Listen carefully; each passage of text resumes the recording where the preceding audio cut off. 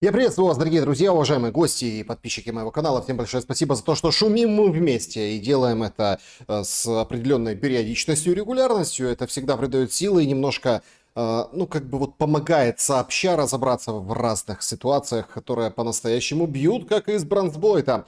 И несмотря на то, что первый день июля месяца, несмотря на то, что вроде как должно быть, по идее, какое-то затишье, мы в принципе его наблюдаем. То есть эпохальных глобальных решений практически не принимаются, но события, ох, какие интересные. Поговорим сегодня о Макроне, который позвонил Путину. Ох, как неожиданно позвонил. 3 года молчал, 3 года теребил трубку в руках и все-таки набрал. Поговорим, конечно, об азербайджанской истории. Коснемся ее, во всяком случае, потому что там целый Зеленский набрал Алиеву. Похвастался, говорит, хорошо поговорили. Про россиян поговорили. И, конечно, много сегодня будет о делах внутриукраинских. К чему мы идем? Да, вот как есть рубрика «В шуме колобок, куда мы катимся». Соответственно, и сегодня я вот решил, вот так вот об Украине поговорить в контексте того, что вообще происходит с нами со всеми. И на самом деле сдвиг по фазе можно остановить или нельзя. Как всегда, начинаем наш сегодняшний эфир с такой короткой справки, как, что, к чему и почему. В общем, QR-код, который видите на экране, возможность поддержать канал и написать свой месседж, свой вопрос, свое мнение прямо на экране, прямо в моменте.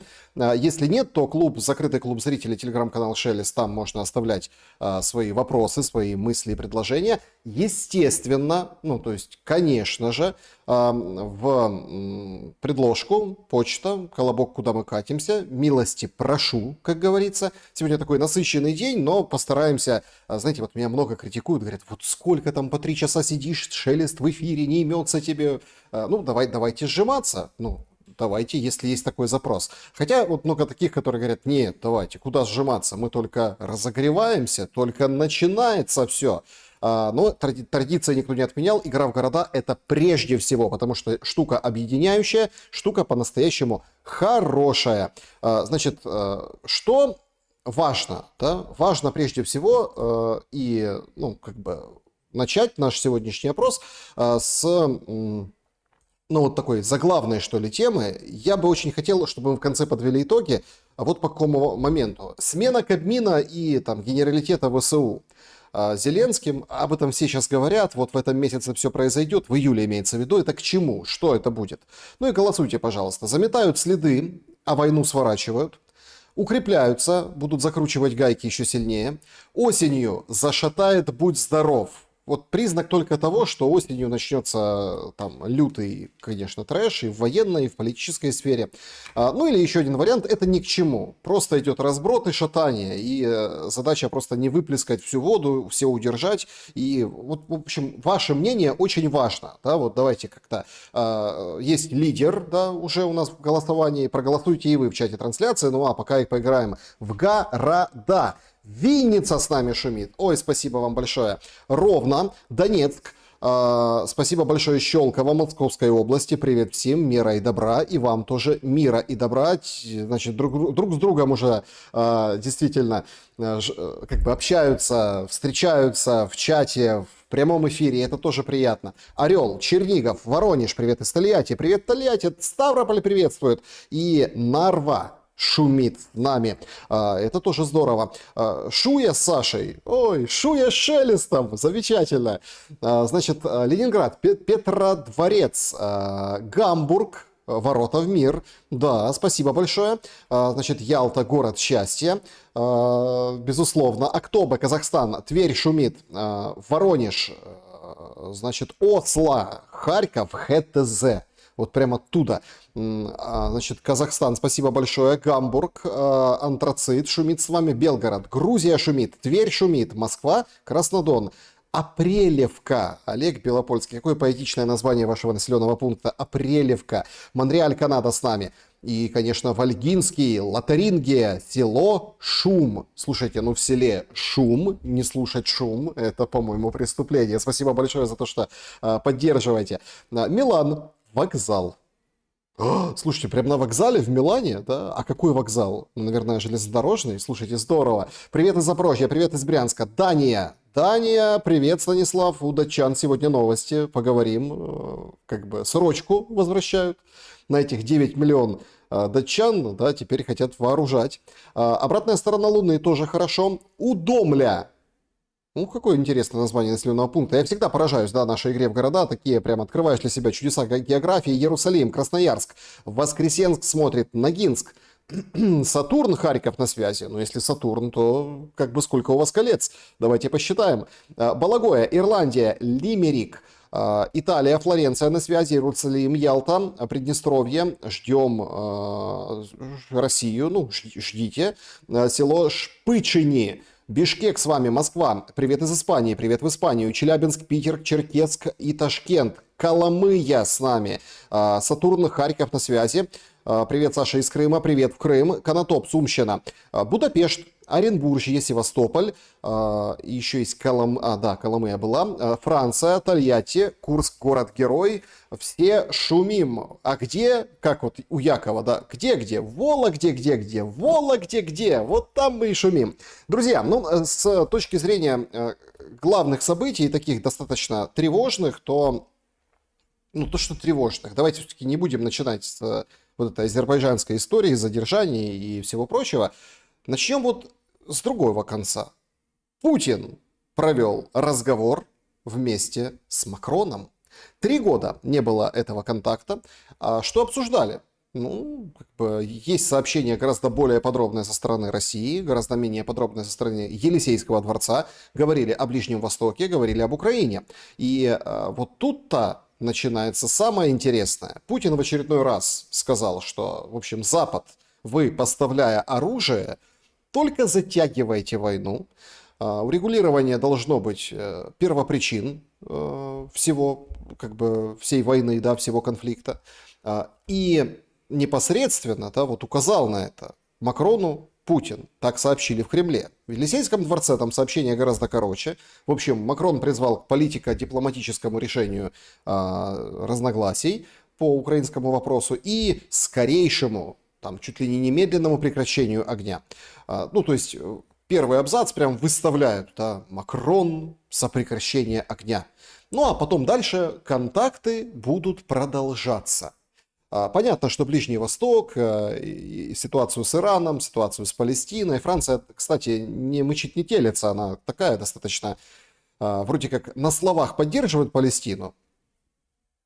На деле нет. То есть дальше слов ничего не заходит. А почему поддерживают? Ну, потому что мусульманского населения достаточно много, людей во Франции, которые, скажем так, являются собой взрывоопасный такой сегмент. И, ну, в общем, давят на политику, поэтому политики никуда не едутся. На словах все поддерживают Палестину, но, как бы, по факту, в общем, никаких решений нет со стороны Франции. Поэтому, как говорится, кто бы говорил? Макрон. Поговорили очень интересно, и вообще сам факт этого разговора наталкивает на очень такие специфические мысли.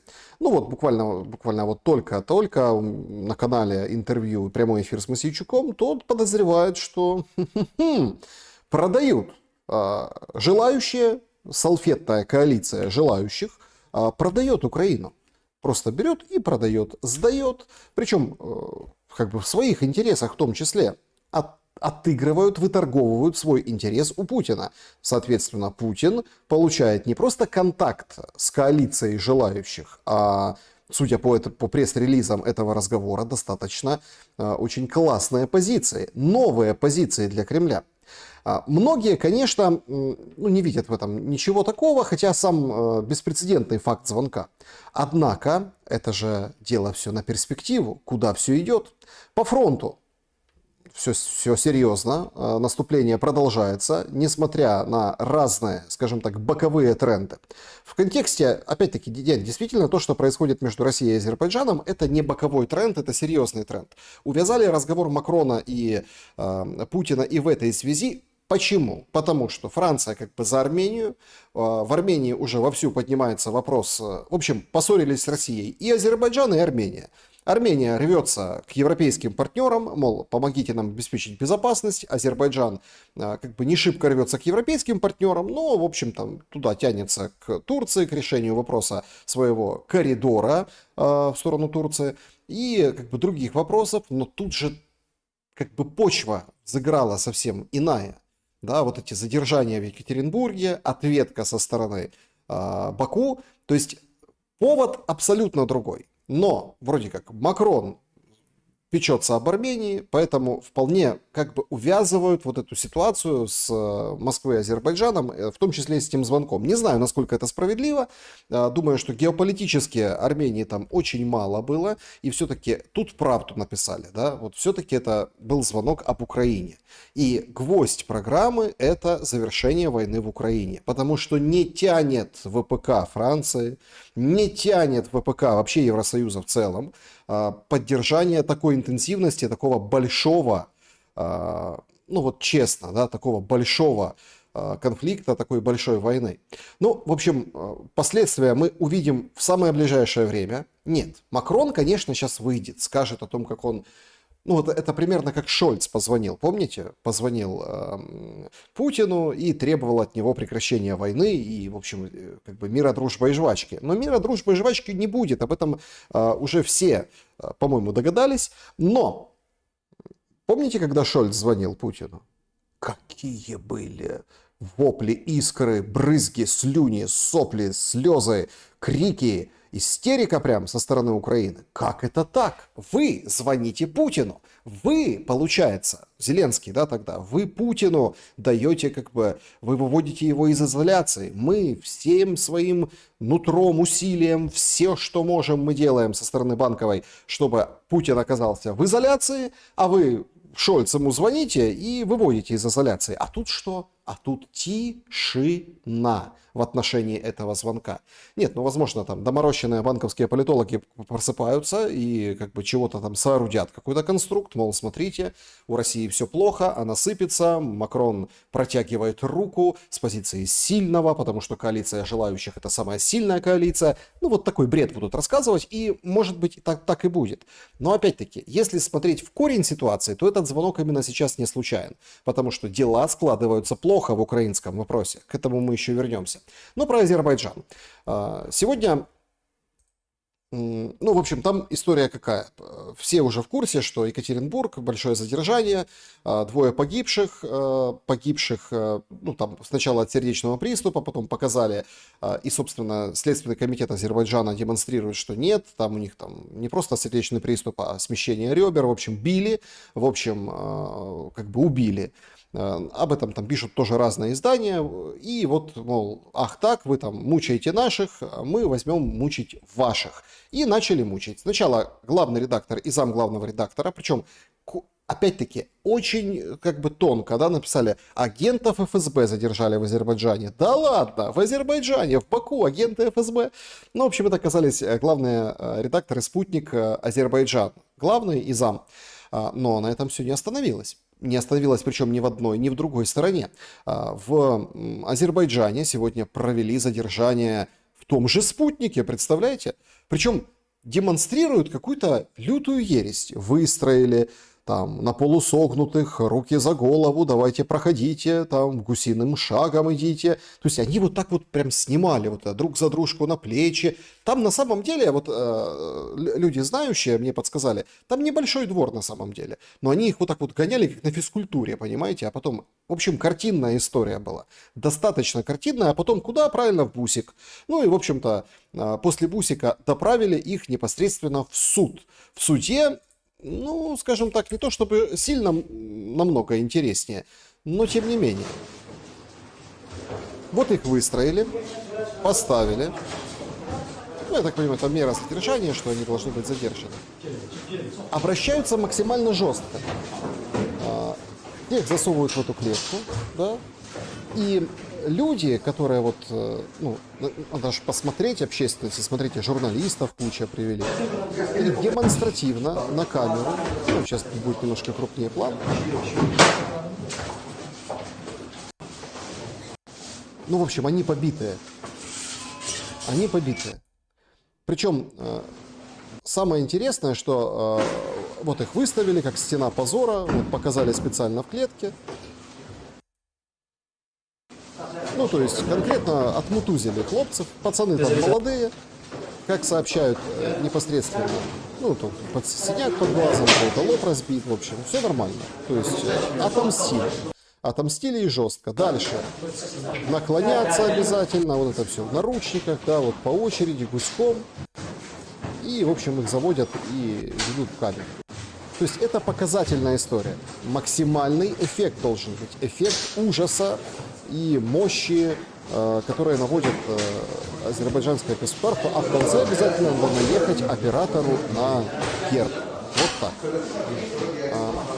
В России происходит нечто подобное. Ну, по видео там есть даже видео, но они примерно такие, знаете, своеобразные. Задержали сегодня главу азербайджанской диаспоры в Екатеринбурге. Задержали там тоже красиво, с маски-шоу, там разбили окно автомобиля, а там автомобиль же тоже, ну, думаете, что, Лада какая-нибудь? Нет, гелик такой путевый. В общем, разбили, вытащили, отправили. В Воронеже сегодня приняли ну, там, совладельца рынка, по-моему, Алексеевский называется, в общем, рынок, и хозяина ресторана. И вот эти взаимные задержания сейчас идут. Но возникает важный и главный вопрос. Так, а к чему это? Если там раньше казалось, что это, ну, какая-то показательная акция, ну, то есть россияне там намекают азербайджанцам, что, мол, давайте будьте в нашем фарватере, потому что много азербайджанцев, причем в таких бизнес, полукриминальных и прямо криминальных кругах, много, скажем так, династий, там же это все семейство, ну, как бы одно, второе, третье, они там переплетены друг с другом. И вот мы, мол, сейчас их проредим и почистим. Но возникает ведь другой момент, важнейший момент. Понятно, эмоции, горячая кровь, там вот мы сейчас, вы там наших, а мы тут ваших. Отлично. Так, а дальше, замутив эту игру, а ее, безусловно, замутила Российская Федерация, то есть, чтобы что-то показать, я не понимаю, откуда такая бурная реакция у Азербайджана. Значит, эти люди, которых там приняли, они 20 лет назад, там немножко меньше, 15 лет назад, в Екатеринбурге я имею в виду, да, они там участвовали, в общем, банды, заказные убийства, в общем, избиения, причем они там между собой тоже разбирались, не только с россиянами, а между собой, то есть бандиты. И, в общем, их там подняли, их дела, и вот это вот, ну, дожили не все, ну, там уже возраст прошел уже, наверное, там, да, как бы убили, да, в момент задержания люди умерли. Вот так. Но настолько ли эти люди важны непосредственно Алиеву внутри? Неужели вот есть какая-то подоплека, чтобы спустить это на тормоза, ну вот реально, нереально? Получается, что нереально. Получается, в этом всем какая-то другая загадка, какой-то другой передел каких-то других активов и потоков. Опять-таки, одна из версий, возможно, ну, то есть это я консультировался с определенными умными людьми, и мне говорили, долго не говорили, но, в общем, определенный транзит определенных веществ. Транзит определенных веществ, а там замешана вся вертикаль. Вся вертикаль Азербайджана, понятное дело, регионов Российской Федерации, то есть все там, все понимают, и вот этот вот коридорчик нарушен. Но это как версия, почему так больно стало именно азербайджанским элитам, которые решили вступаться за своих, хотя они не свои, они уже давно чужие. То есть, несмотря на то, что там они сами по себе азербайджанцы, и вот, ну, вы поняли, то есть, да, то есть, понятное дело, они уже там в России, в Екатеринбурге, в других ли местах, там у них тоже своя вертикаль и география у диаспор. В общем, суть в другом. Замешаны деньги. То есть, так ругаться могут только за деньги и потоки, причем то, что не совсем чистое, совсем не чистое, но те, которые подпитывают, в том числе элиты. Поэтому элиты вот эти оскорбились. Ну, понятное дело, Алиеву донесли. То есть люди, которые здесь ищут политику, говорят, мои источники ошибаются. Это не про политику. Вы спросите, а почему же такая реакция? Да все просто. Ну вот там Верховному Алиеву, вот эти обиженные, которым наступили на хвост и с которым решили переделить рынок, пришли, донесли, сказали, вот смотрите, мы там горячая кровь, многие даже в комментариях мне писали: Шелест, о чем ты, какие там, какая исламофобия? Не-не-не, все нормально. Исламофобы, шовинисты, русский народ подавлял азербайджанский народ, это все донесли Алиеву, тот как бы вспылил, тот человек тоже вспыльчивый. И, в общем-то, вот спустили все команду вниз, СМИ, и, в общем, это все как бы происходит сейчас. Спецслужбы в одной и в другой стране, и это все сейчас идет, эта возня. Чем закончится, мы посмотрим. Но в политику, вот такую геополитику, не зайдет. Ну, это вот такая версия, это вот моя версия, в такую глубочайшую геополитику. Несмотря на то, что, опять-таки, почему там резко начали поддерживать Украину, почему там поменялся там формат государственного телевидения по отношению к России, отменили все русские мероприятия, почему?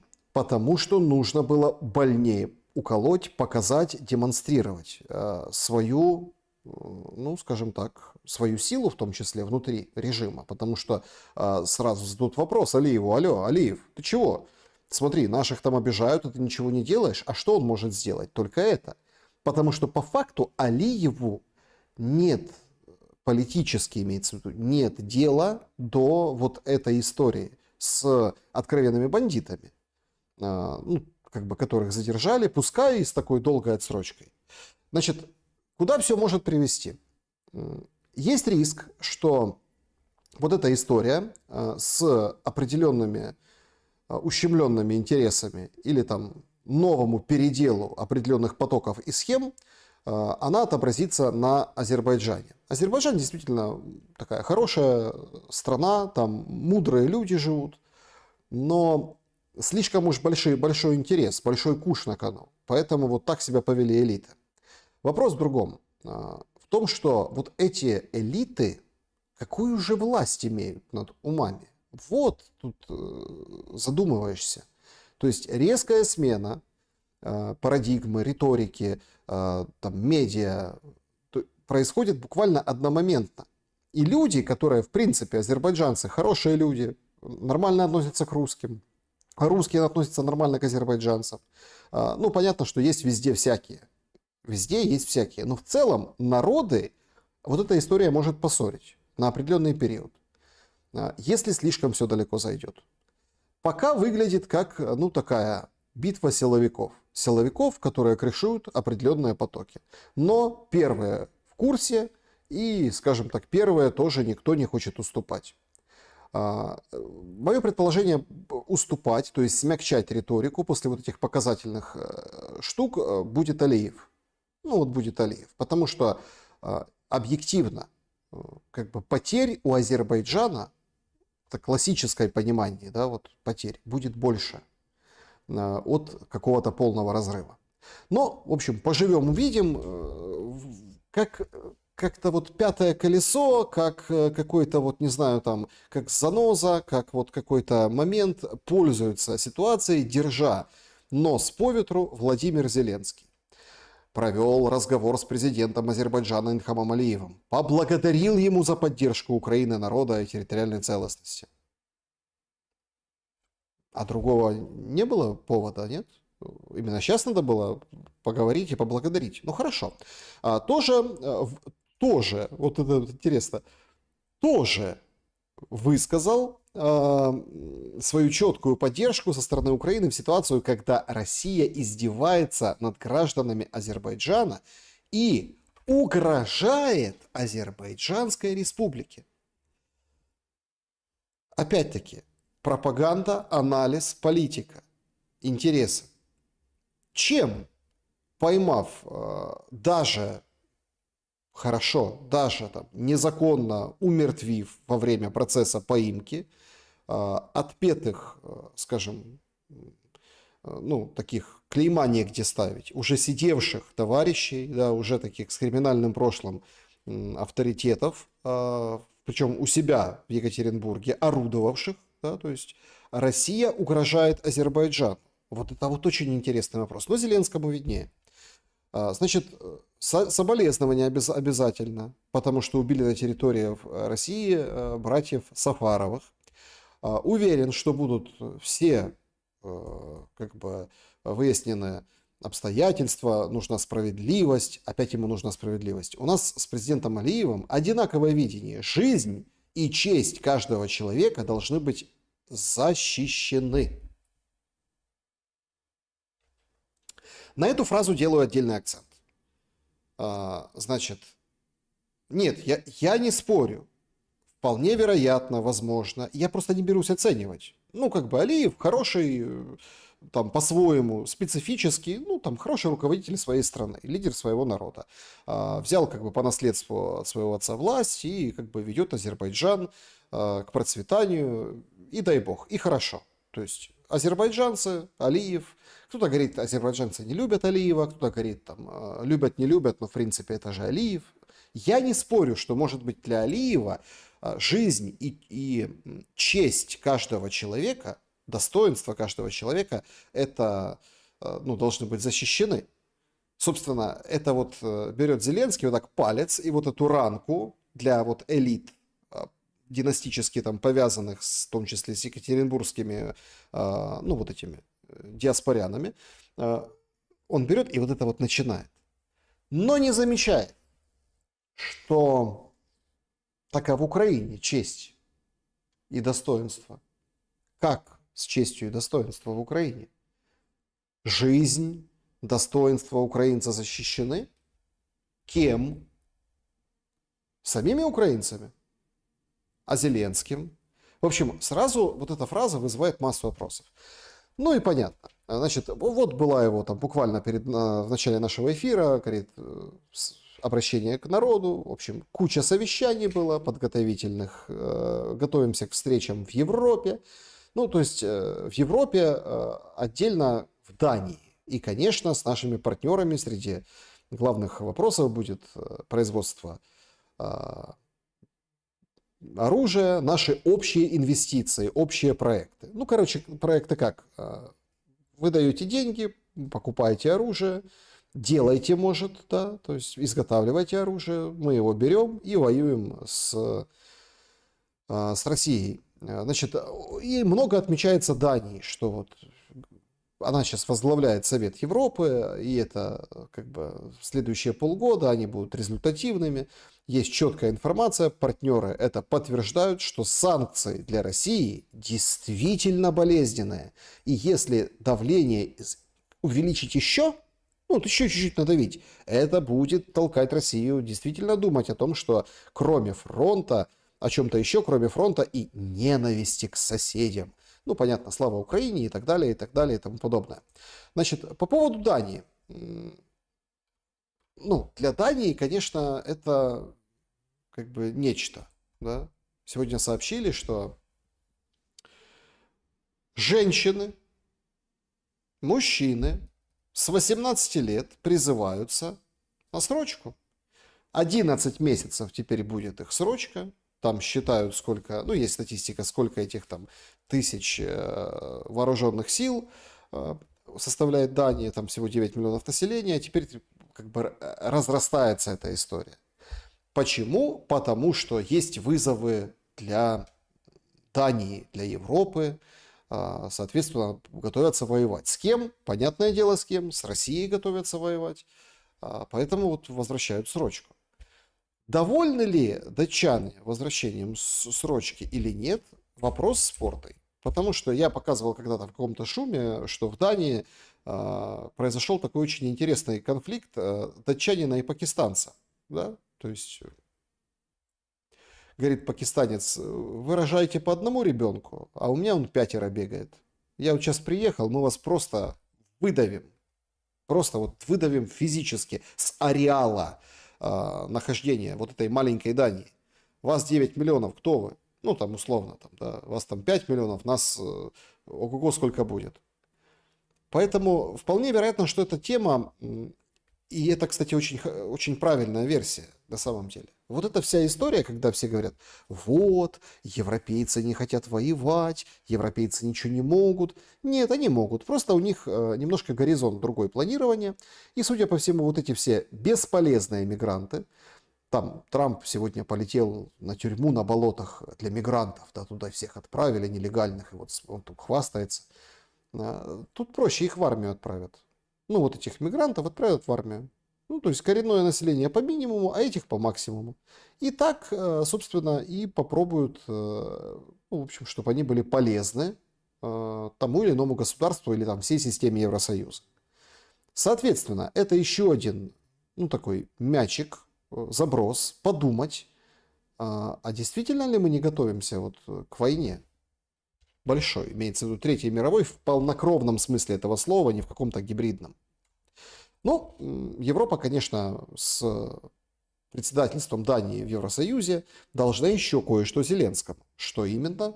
То, что, в принципе, Совет Европы и выполнил. Это трибунал. Стефанчук.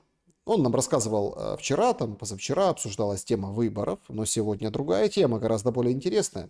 В Верховную Раду Украины пришел проект закона Украины про ратификацию соглашения между Украиной и Советом Европы о создании специального трибунала по поводу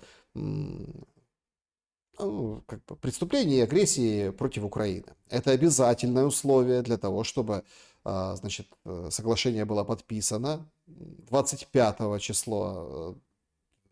Ну, в общем, это обязательное условие для того, чтобы это соглашение, подписанное 25 числа июня в Страсбурге, как бы приобрело легитимность, вес. И поэтому закон Украины о международных договорах Украины, да, вот тут присутствует. Верховная Рада рассмотрит этот проект закона на самом ближайшем пленарном заседании и создаст создание специального трибунала станет очень важным шагом для привлечения руководства России к ответственности за, ну, за агрессию.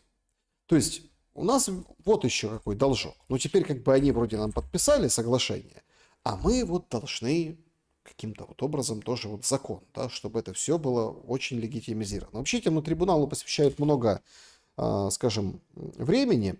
Мы не будем. Мы только вспомним МУС, Международный уголовный суд. Но трибунал как таковой, он же имеет смысл после войны. То есть нам намекают, что война как бы тоже заканчивается. Заканчивайте. Хотите трибунал? Вот вам бумажный трибунал от Совета Европы. Давайте, заканчивайте. Макрон Путину позвонил. Заканчивайте. Все нормально. Денег, ну, сколько вам надо там до конца? 35 миллиардов? Нормально. Производство. Сейчас оформим, сейчас будет там, да, вот Зеленский ходит по Европам. Судя по всему, Европа тоже решила заканчивать историю с поддержкой Украины, но возьмет ли она на себя следующий шаг? Ну, то есть как бы воевать без Украины или, возможно, с Украиной, но уже в следующей итерации вот этого большого конфликта, к которому все готовятся. Только Путин нападать на Европу почему-то не хочет. Он хочет решить вопрос с Украиной. Вот в чем задача. Будет ли теперь ну, там, Европейский Союз, да, когда накачает мускулы, отыгрывать роль Украины и провоцировать Россию на агрессию? Вот тут-то возникает большой вопрос. Скорее всего, европейцы ну, только единственным образом могут повлиять каким-то образом на нападение России. Это прям перейти ее границу и идти завоевывать Россию. Ну, как в старые добрые времена. В общем, геостратегически, если смотреть на перспективу там нескольких лет, такая достаточная история. Но самое интересное, Зеленский хочет быть в этой истории. То есть он уже там подписывает бюджетное декларирование с увеличением зарплаты на 2 года. То есть 26-й, 27-й, 28-й. Это все в его понимании война. Хоть публично говорит о том, что надо принудить Россию к миру. Фальшивое. Как бы фальшивое. Не совсем такие искренние заявления. По поводу не совсем искренних заявлений сегодня прокомментировали обмен тел и ну, ситуацию с пропавшими без вести. У нас есть, оказывается, вот этот, скажем, товарищ, он занимается исключительно, это его работа, да, у омбудсмена, работа по поиску пропавших без вести. И вот какие цифры он называет и какую историю с 6000 переданных тел говорит. Зникли безвісти два основних питання – це підтвердження країною-агресором списку всіх, хто перебуває в полоні. Друге, необхідно на певних умовах дати можливість працювати пошуковим групам в сірій зоні і на окупованих територіях. Значит, надо дать возможность группам работать в серой зоне и на вот этих территориях. Хочется спросить у этого, ну, смотрите, просветленное же какое лицо, светлое. Ну, наверняка же добрый человек. Ну, искренне, у него работа очень важная, он занимается как раз-таки там, с родными, с близкими, ищет пропавших без вести, ведет эту статистику. Честный человек, посмотрите в его глаза. А можно спросить, а почему в Стамбуле отвергли предложение России на несколько там, суток, 2-3 дня на том или ином участке фронта делать паузы гуманитарные для того, чтобы, ну, собственно, отправляться и искать. Ну, то, о чем он говорит, надо искать, там, доступ к серым зонам должен быть. Вот вам, пожалуйста, доступ к серым зонам. А почему отвергли? Почему Зеленский тогда говорил, что это идиоты предлагают, потому что командиры и так договариваются? Так о каком ты тогда доступе говоришь? Какого тебе доступа, уважаемый представитель власти, который занимается пропавшими без вести, конкретно тебе не хватает? Странная, правда, ребята? Ну а так вот посмотришь, вроде как віриш. Ідентифікація вже ж найбільше питання – це кількість. Кількість тіл, які зараз необхідно провести цю процедуру ідентифікації. Зробити це А оперативно, Б достовірно. А зараз скільки цих тіл ми можемо дізнатися? Ми можемо знати, що зараз понад 6 тисяч – це тільки під час останньої репатріації. Он не знает, сколько тел, говорит, больше 6000 после последней репатриации. А ему спрашивают, что а сколько этих тел? Ну сколько ты ищешь тел? А загалом безвісти зниклих українців скільки нараховується? Наразі в розшуку понад 70 тисяч осіб. Более 70 тысяч человек в розыске. Ну как 70 тысяч человек? Там, правда, 425 всего. Это обширная цифра Красного Креста, которая люди спрашивают, ищут. Ну, там кто-то может вернуться, кто-то может по нескольку раз спрашивает. Поэтому у нас говорят, не обращайте внимания на статистику Красный Крест. Верьте вот этому человеку. Чуть больше 70 тысяч за 3 с лишним года войны. Ну, вот так. Все нормально, все у них хорошо. Доступ, говорит, дайте к серой зоне. Ну, нате доступ, давайте договариваться. Проблема в том, что если бы...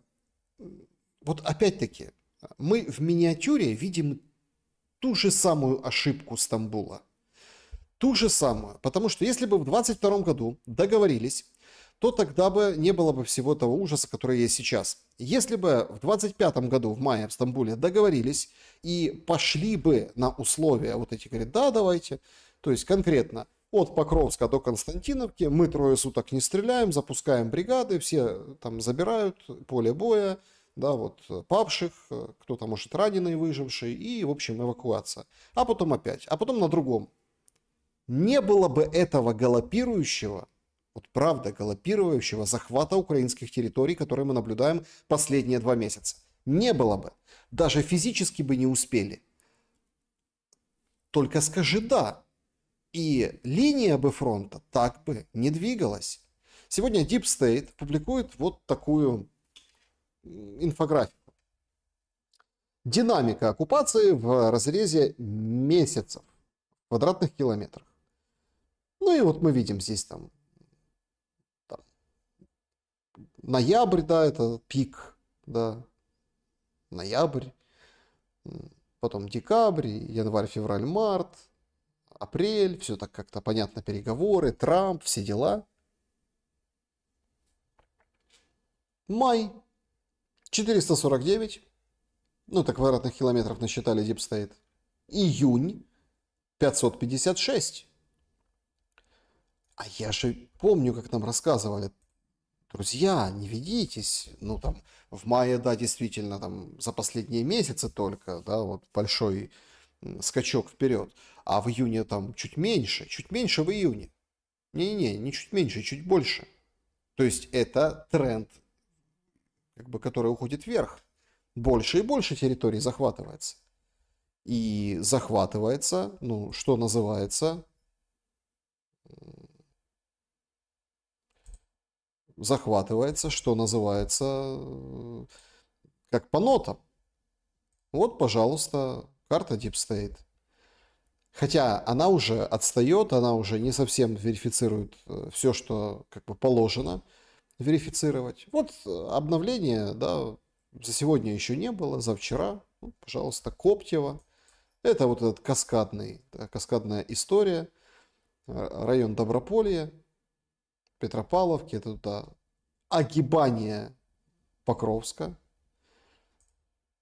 Фиксируется продвижение в самом Торецке. Там отдельные там пару улиц еще остались. И вот это продвижение. Серая зона ушла сюда. Скорее всего, здесь солдаты российские. То есть они идут, вот, так сказать, по вот этой дороге к водохранилищу.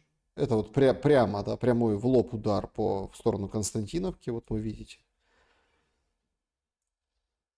Новосергеевку отметили. Это вот приграничье с Днепропетровской областью. Причем непонятно абсолютно. Вот здесь мы видим, граница как бы перейдена, ну так, частично. На картах это дачная Днепропетровская область.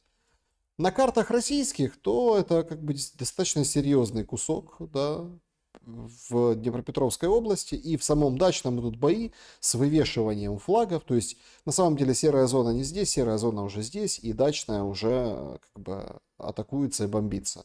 То есть мы видим и фиксируем факт боев на Днепропетровской области. Хотя в Днепропетровскую область нам периодически одергивают всех военные, говорят, это неправда. Там по 2-3 человека заходят, но они уничтожаются, потом, в общем, не переживайте, все нормально. Ну, это дачная. Ну, здесь, понятное дело, Константиновка идет еще параллельный удар. Движение по охвату Мирнограда. Ну и, понятное дело, здесь Комар, вот эта вот история с Зиркой, она продолжается. Да, потому что здесь, как мы понимаем, скорее всего, вот этого кармана нет, который вы видите. Это здесь серая зона, здесь все уже, как бы здесь карман вырисовывается другой. Вот здесь выдавливание из Донецкой области в сторону Днепропетровской. Остался небольшой на этом направлении обсыпанного фронта кусок. Принципиально важно, да, что сообщили уже, ну, вот таким вот образом. Здесь постоянно оставался определенный, вот Белогоровка, да, вот здесь, ну, такой небольшой кусочек Луганской области, который там считали сначала 5%, Серебрянское лесничество здесь, ну, это вот Кременная, Рубежная, и вот здесь тоже, да, вот здесь постоянно шли вот такие вот бои. В общем, эти территории подвинули, да, и вот здесь нам тоже говорят, что, собственно, находятся на территории как бы вот Луганской области. Но вчера официально, четко представители ЛНР заявили, официально объявили о том, что вся 100% территория Луганской области, то есть имеется в виду и вот эти два кусочка административных небольших плацдармика, и как бы туда дальше, соответственно, здесь, где самые ожесточенные бои проходили, вот здесь граница, Верхнекаменская после этого движения. И вот здесь, в общем, что вся территория Луганской области уже под контролем. В общем, они заявили это, и вчера прилетело по Луганску 4 беспилотника, кажется, были большие пожары.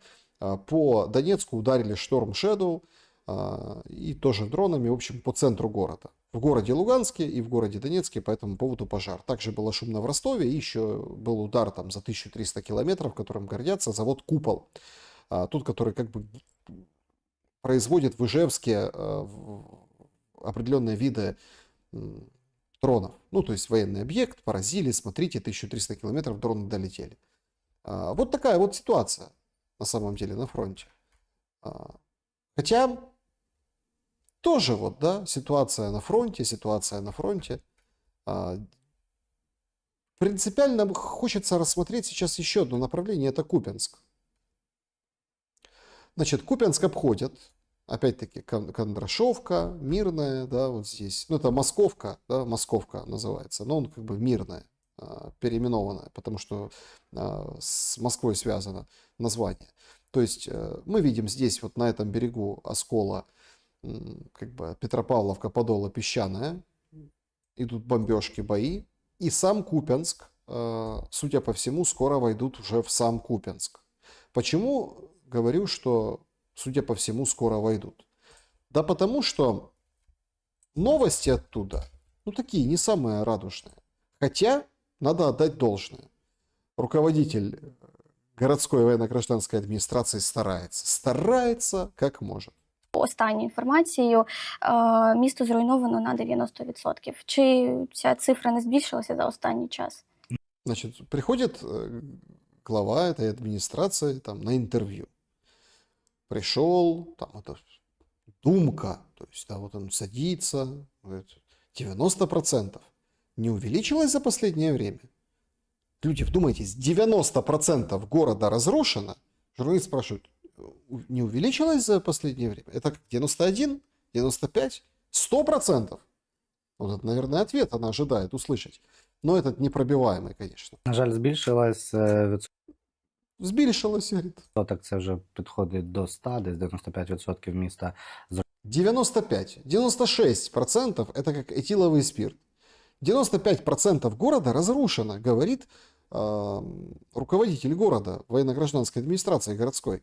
Вопрос, а чем ты руководишь? 5% того, что осталось? зруйновано або пошкоджено. За вчорашній день ворог скинув на територію громади 24 керованих авіаційних бомби. Якщо ми кажемо за червень місяць, це 201 керована авіаційна бомба, яка була скинута ворогом на територію. Мне вот интересно, вот как он говорит об этом, да, то есть, ну, так как-то... Я вообще поражаюсь таким людям, я всегда хотел у них поучиться, там, такой флегмат, то есть, абсолютно нет никакой флегма. Флегмобой, во, как давайте назовем его. Андрей Беседин, флегмобой. Он говорит сейчас на самом деле, что 95% Купянска разрушено. Вот таким тоном он и говорит. Територію громади, з них 4 1,5-тонних каби, які несуть велику руйнівну силу, на жаль, знищують велику кількість будинків приватних, багатоквартирних, критичну цивільну інфраструктуру, соціальну тощо. Тому, на жаль, ситуація наближається до критичної, але незважаючи на те, Куп'янськ тримається, Куп'янськ залишається нескореним, незламним українським містом. Купянск держится и остается несломленным, незламным украинским городом с 5% неразрушенного. 5% неразрушенного. Это он только что говорит. В Куп'янську є частково світла, там, де Да вы что, частично свет даже есть. Ну, чтобы красиво обломки подсветить. це можливо зробити, тому що відновлення, на жаль, зараз неможливо. Застосування FPV-дронів. Ну, то есть восстанавливать ничего невозможно. И он не А чем он там занимается, возникает вопрос. Ну, то есть приходит на интервью. То есть это руководитель 5% уцелевшего города. Приходит на интервью и рассказывает, какие там 1,5-тонные кабы прилетели, и о том, как он не может восстанавливать, потому что летят дроны, FPV и так далее. То есть, смотрите, нет, понятное дело, что он может сделать, да, то есть, ну, руководитель военно-гражданской администрации городской, да, но тем не менее. Единственная моя человеческая претензия, ну, вот, видимо, уже, знаете, выбило все, наверное, на войне, то есть все эмоции, поэтому так вот ровненько все говорят. 95% Купянска разрушено, туда-сюда. Так мы вот на карте видели, да, вроде как же там подвоз может быть уже. Не, ничего невозможно сделать.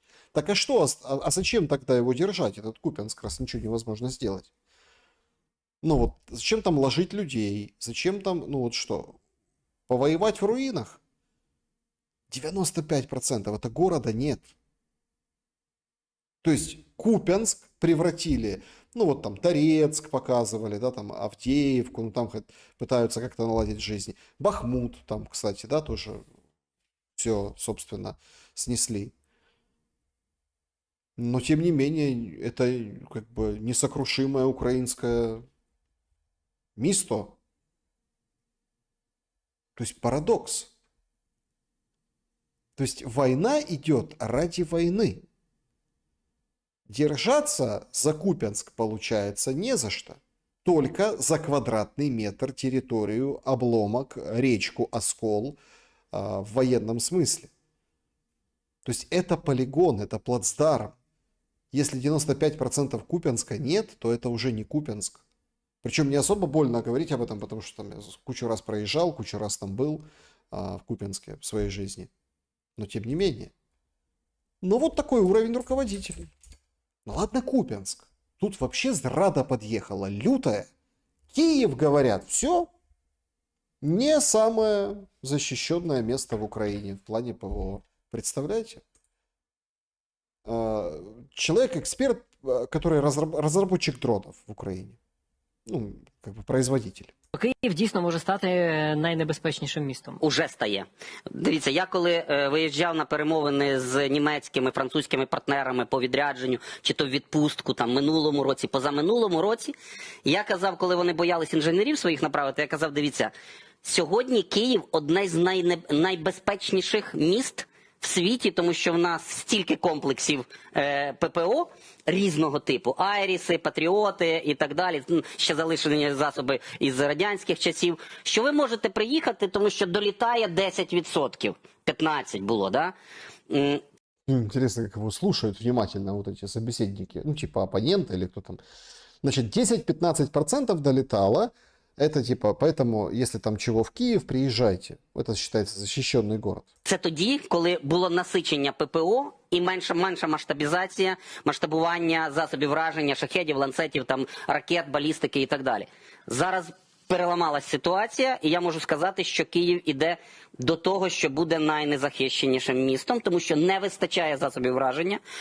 Дивний президент заокеанський перенаправляє те, що вже було законтрактовано і мало вантажитись на пароплави, йти в Україну, перенаправляє на Ізраїль. И там перенасыщенность есть ППО. Вы понимаете, что он сейчас говорит, а там вот сразу куча этих моментов. Значит, а куда делось ПВО? Ну, он объясняет, что ПВО никуда не делось. Нет для ПВО. Говорит, все там грузится на пароплавы. Какие пароплавы? Сейчас одесситы особенно удивились, да? То есть, ну, понятное дело теперь, почему лупят по порту, там, по Ильичевску, по Одессе. То есть, ну, так вот он вроде говорит, а там есть вот к чему, вот если вы так вдумчиво послушать, есть вот, кстати, о чем задуматься. То есть, грузят на пароплавы, это он в эфире рассказывает. То есть, ну, в общем, законтрактовано, загрузили, оно там идет в Одессу. Класс, супер. Ну, в общем, было много ПВО, ПВО потом не стало. Но это не потому, что выбили ПВО, конечно, нет. Зеленский же недавно говорит, ни один не поразили комплекс Патриот, там ничего нет. Это просто ракет нет. На сьогоднішній день. А в Україну навіть те, що законтрактовано було при Байдені, і нові розробки, які адміністрація Байдена сказала, що в першу чергу вони мають бути направлені на Україну, в Україну, значить, Хорошо исправился, да? зараз немає ніякої ясності, навіть за гроші, якщо ми платимо за рахунок там наших західних європейських партнерів. И это все за счет наших западных европейских партнеров мы платим. Вот мы же платим за их счет, а нам не идет. То есть, короче, ракеты не поставляют даже за деньги наших западных партнеров. Произвол. Тому Пане Валерію, є проблема. А ось це, що заява Берлінської про те, що тисячі ударних дронів цілодобово полюватимуть за людьми у всіх містах України, разом включаючи такі відносно тилові міста, як Львів, Чернівці. І це вже може настати наступного року, заявила Марія Берлінська, волонтерка, але вона волонтерка не проста, а якраз по дроновому напрямку. І, власне, ці всі загрози стосуються не тільки Сум, Дніпра чи Харкова, так? Але й таких от тилових локацій. Ну, Марію я знаю дуже давно, ми товаришуємо, і завжди в неї був такий апокаліптичний сценарій, але потрібно прислухатись. Значить, Я вообще не понял этого ответа. Ну да, действительно, Берлинская заявила, что там Черновцы, Львов, короче, россияне делают, в общем, сотни дронов, будут следить за городами, причем ударных дронов, там, если чего-то где-то, они сразу могут ударить. Это вот она такую перспективу рисует на следующий год. Апокалиптический сценарий, но надо прислушаться. 1000 дронів завтра не буде. Зараз пішло 500, було 400, тобто масштабування не відбувається отак. Я вам кажу як виробник. Тобто не можна з ходу вдвічі, втричі, в 4 підняти виробництво. І зараз треба розуміти, що ті дрони, які долітають до нас, це ж не тільки те, що зроблено, умовно кажучи, вчора. Це ще вони трохи беруть зі складу і допрацьовують. Тобто десь плюс-мінус 5, 10, 20% буде приріст. Угу, успокоил. То есть спокойно. Не будет этого вообще. Значит, надо прислушаться к Берлинской, что будут 1000 дронов лететь, и причем лететь на запад страны. Но вы не переживайте, 20-30% немножко как бы подрастет, 20-30%. Сейчас 500, 20-30%. Ну, 1000 дронов, ну подождите, не надо так, это нормально. Они же там немножко со склада берут, что-то делают, не сразу же это все, поэтому не переживайте. Представляете, россияне со склада берут дроны. Масса такая. То есть вроде как успокоил, но вроде как и нет. Вот чувствуешь себя каким-то шизофреником, ей-богу. По поводу шизофреников. Сегодня очень интересный эпизод произошел. Мы говорили с вами, шумели тоже по этому поводу, по поводу Безуглой. Слушайте, Безуглая прям кажется адекватная по сравнению там, с вот этим экспертом, который вроде как старается держать маску потужности, а на самом деле говорит, что виллы. То есть, с одной стороны виллы, с другой стороны все. То есть, как-то на одном плече как бы капец, на другом ух, молодец. Вот такая вот история. Так вот, по поводу Безуглой. Там же Тарас Тополя собирал деньги, 1 000 000 гривен, на ее лечение. Там говорили, что она больна, у нее там форма аутизма. Слушайте, собрал 500 000 гривен. Перешли экватор. Это пишет Тарас Тополя, этот музыкант, который там в фортете Бахмут пел, которому повредила квартиру, вывернула, а Безуглая сказала, что это карма. Так вот, 500 000 для Безуглой собрали. Нормально, прилично, почему бы и нет. Значит, все проанализировали, все варианты, нашли хорошую клинику и специалистов, они готовы помочь. Для старта лечения остался один очень важный шаг. Добровольное согласие, заявление пациентки. Прикрепил он это заявление, нужно подписать добровольно для начала лечения. Поэтому обращаюсь публично. Марьяна, подпиши. Мы рядом, чтобы поддержать. Также отмечает, что все деньги, которые будут переведены прямо, прозрачно на счет медицинского, ну, клиники медицинской. Никакой копейки там пациенту на руки не дадут. Значит, если откажется от подписания, то все деньги будут отправлены на нужды детей. Опять-таки тоже, видите, как сейчас очень хитро собирают эти сборы все. Дети погибших побратимов 130-го батальона ТРО, где они когда-то там проходили с кем-то службу, да, ну, то есть вот так. Таким образом выглядит непосредственно заявление. Сгода на согласие на госпитализацию психиатрического стационара, я такая-то, такая-то, ты, мне там нужно то-то, то-то, там, 5-е, 10-е. Ну, стандартная история, то есть... Марьяна, подпиши. Напишите, пожалуйста, надо Марьяне подписывать это или нет. Или вот все-таки детям погибших 500 000 гривен собрал.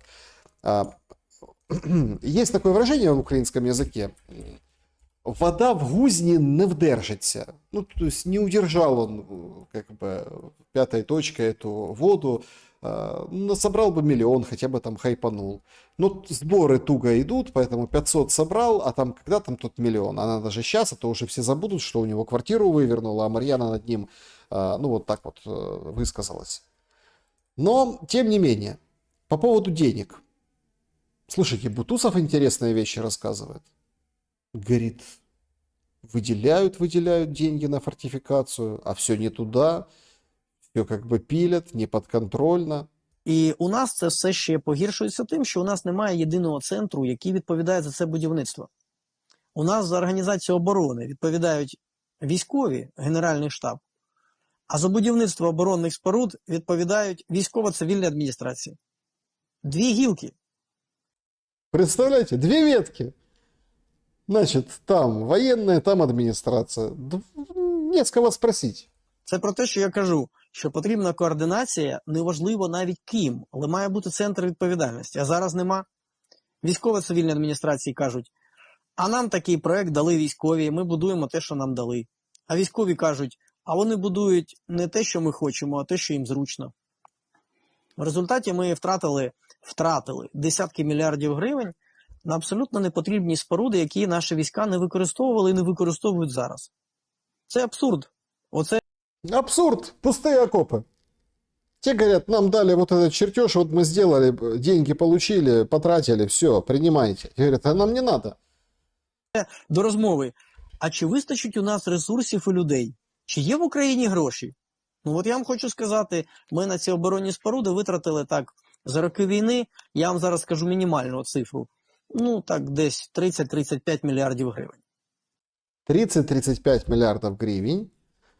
Ну, понятно, что там сейчас евро по 50, доллар там по 40 с чем-то. Ну, там же был период, когда чуть меньше. Ну, в общем, вы поняли, да? Примерно можно понять, сколько это в долларах. Так, під мільярд доларів. Да, просто розрили поля екскаваторами і практично з мінімальною ефективністю. Дай Бог, щоб 1% тих споруд використовувався військами. Це я так обережно скажу. Дай Бог, щоб 1, ну 2. Як правило, в цих бліндажах сидять люди на другій, третій лінії, поки ворог не підходить. А бої там рідко ведуться. Ну, то есть, если бои там редко ведутся, и до них доходят, то есть, потому что это далеко, хорошо. То есть, а если до них дошли, значит, их использует противник. Потому что сколько таких было историй? Слушайте, мы не можем использовать эти окопы. Ой, а россияне могут, представляете? Нормально заходят, там все по-хозяйски, раз, туда-сюда, все, вот у них уже есть окоп.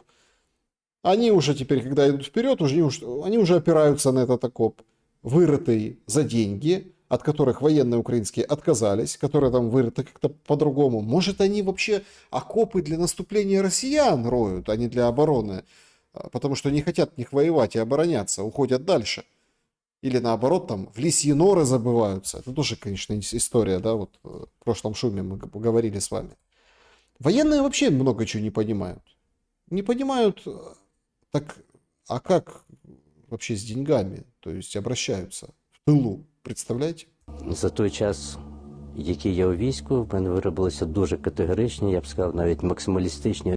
Значит, историк военный, в общем, служит, Максим Гон нам говорит. За время войны я, конечно, в шоке с этого момента растрат. Оцінки того, що відбувається. Я не розумію, навіщо на вулиці Петлюри нові стовпи, якщо стояли старі в умовах війни.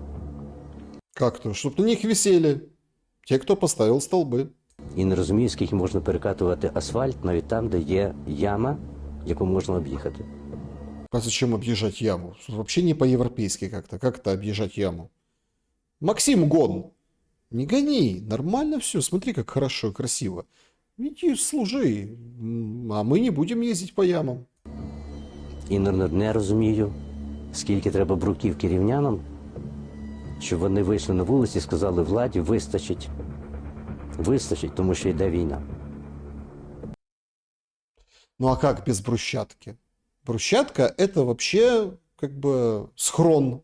Когда будет Майдан, эту брусчатку выковыривают и вот бросают по полицейским, по админзданиям. Вообще ничего не понимает военный. І не говорять ці рівняни з моєї точки зору, тому що їм комфортно ходити по бруківці. І комфортно ходити по вулицях, де горять ліхтарі. В них немає досвіду жити там, де ліхтарі не горять роками. Вот же ж подлые ревняне, ну, жители Ровно, да, провинция. Подлые какие-то. Вот ей-богу. Вспоминайте, как ходить, когда нет фонаря, на улицу, кстати. Слушайте, а приблизит, интересно, победу, если всех туалеты перенести, вот как раньше были, да, на улицу? Или не поймут? Скажут, что вначале, что как было там, унитазы крали, вот это, да? То есть, а что, нормально, зачем экономить? на воде можно сэкономить, а вода это электричество, а электричество там, коммуналку сказали МВФ поднять в несколько раз, давайте экономить, чтобы деньги были, чтобы на армию, ни столбы, ни дороги, ни электричество, ни газ, ни там, ну вы поняли, ни вода, все экономим, все на армию, на улицу, на ревняне. По красочной, этой хорошей, красивой брусчатке, вот прям на улицу. Вообще не понимает ничего военный. Слушайте, ему надо дать другой совет. Вот это зачем он это все рассказывает про жителей Ровно, про жителей других городов? Четко же сегодня вышел министр цифровой трансформации Федоров и говорит: пишите жалобы или как отзывы о чиновниках. Ну, ты пришел к чиновнику, там, получил что-то, какую-то услугу или чего-то обратился, можешь спокойно написать на него. Прям в ДИЕ. Ви можете голосом або текстом. Даже уже голосом. Можно вот это, выходишь из кабинета такой весь на психе, да, берешь, включаешь ДИЮ и записал, оставил голосовое сообщение в телефон. Вот ему, этому чиновнику. Дати зворотній зв'язок по державному органу, і після цього цей державний орган, міністр, який відповідає за цей державний орган, на дашборді побачить ваш відгук. І це важливо. Да? Цифрова демократія, вона дозволяє отримати зворотній зв'язок від громадян і швидко змінювати правила гри, полісі, за що й повинні відповідати міністри, чим вони повинні займатися. То есть, значит, ты пришел куда-нибудь, ну, неважно какая служба, да все равно, там, паспорт получать, это Министерство внутренних дел, там, или еще где-то, вышел прям голосом, обматерил это все, что там тебя там волокита, не нравится, плохо обслужили, а у министра сразу на дашборде, ну, дашборд, вы же не понимаете этого, ну, такая доска сразу у министра высветилось, что какая-то вот из Хацапетовки не получила там с паспортом проблемы или там еще какая-то жалоба какая-то. Слушайте, а с ТЦК такое будет? А хорошо, а там справку какую-то взять там, о составе семьи, да, вот это вот ЖЭКи, там коммунальное хозяйство, что-то будет такое? Да, вот, а вот там где государство, да, там нахамил тебе кто-то в какой-то службе, в ЦНАПе каком-нибудь, и прям министр увидит. Ничего себе цифровая демократия. Ну, у нас министры пока заняты другим. Сегодня очень интересная, как бы такая произошла штука. Ольга Стефанишина, министр юстиции, сообщила, что не каждый день, это какие-то эти самые, это Зеленского, наверное, научились, а Зеленский научился в КВН у Маслякова. То есть у них такие заходы какие-то, да, ну вот стилистические, лингвистические заходы, тоже какие-то такие КВНовские. Не каждый день министр принимает журналистов Бигус.Инфо дома. Домой приперлись, представляешь? Ответила на все вопросы, даже на те, которые касаются глубоко личных вещей. Ольга Стефанишина, насколько глубоко? Надо точно посмотреть Бигус выпуск с вами. Домой пришли, глубоко личным интересовались. Хочу подчеркнуть, журналисты обратились ко мне с вопросом по квартире моих родителей еще до публикации материалов в других медиа. Мы договорились про эту встречу заранее. Ну, типа, это я не купила Бигус, чтобы как-то отбелиться. Вы не подумайте, это мы еще раньше, когда там про квартиру моих родителей все стало известно. Конечно, я понимала рискованность этого решения. Мы не влияем на то, что именно и с какими акцентами журналисты опубликуют. Но считала, что это шаг, который нужно сделать. Всегда была и буду готова к открытому диалогу с медиа. Прозрачность – основа доверия. Слушай, вот это министр. Вот это нормально. Бигус. Подождите, Бигус. Так это же СБУшная контора. Так Бигус же СБУшник и гордится этим.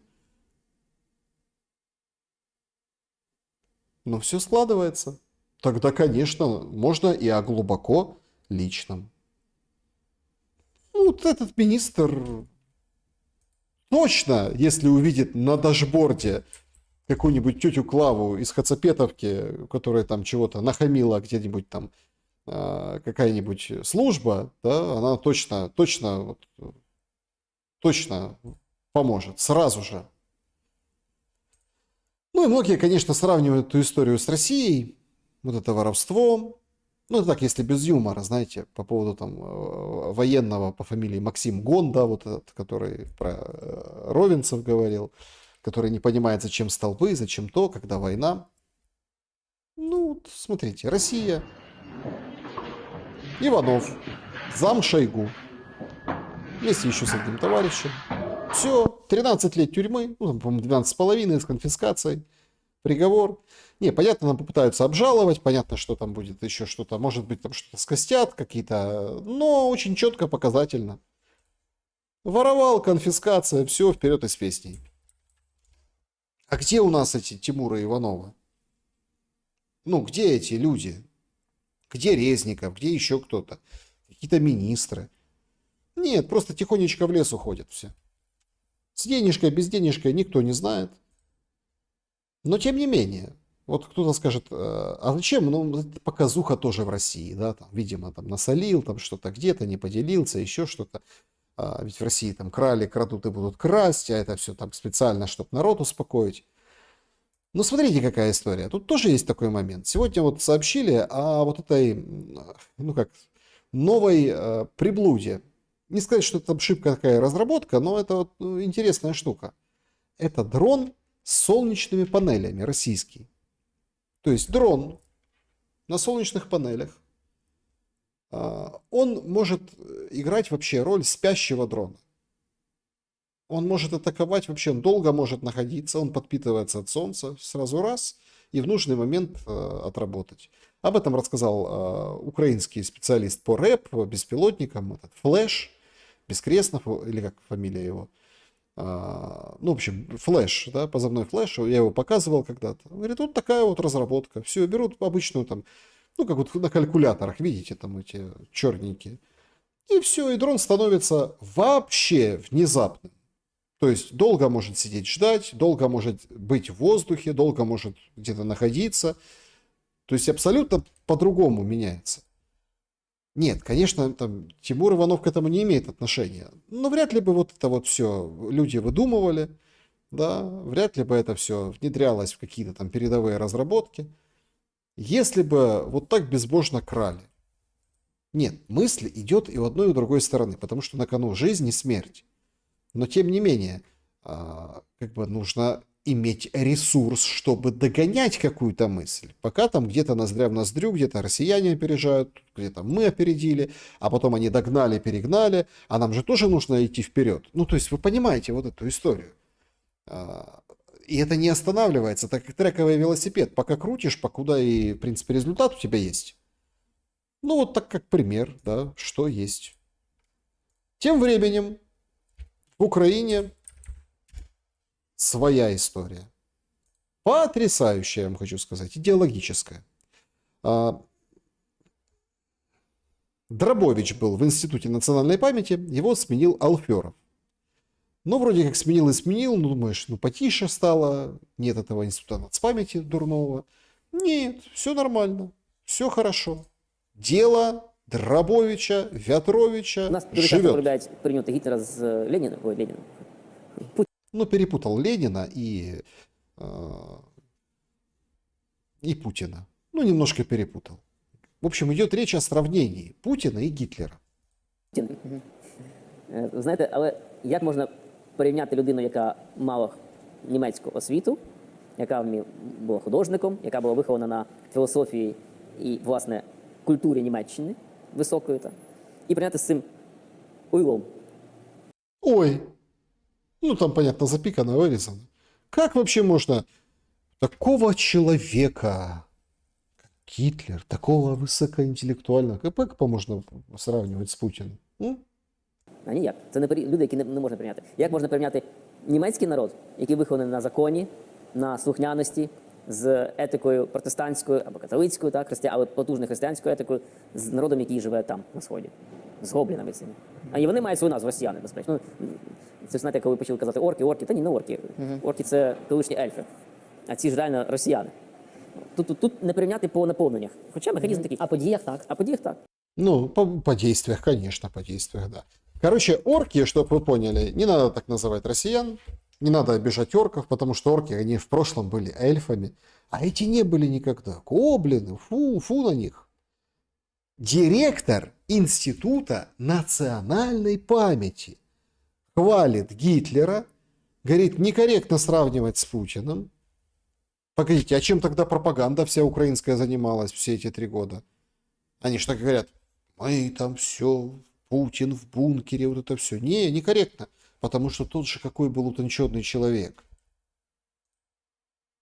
Слушайте, ну когда уже Гитлера хвалят, директора украинской национальной памяти, понятное дело, там язык ненависти к россиянам, это понятно. Ну, то есть, это как бы в крови, я так понимаю.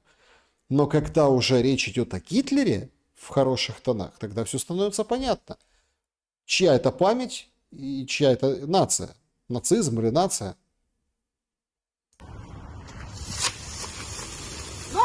Это вот как бы вместо того, чтобы, как говорится, идти на фронт, воевать, вообще не бояться бусиков, празднуют день рождения Шухевича.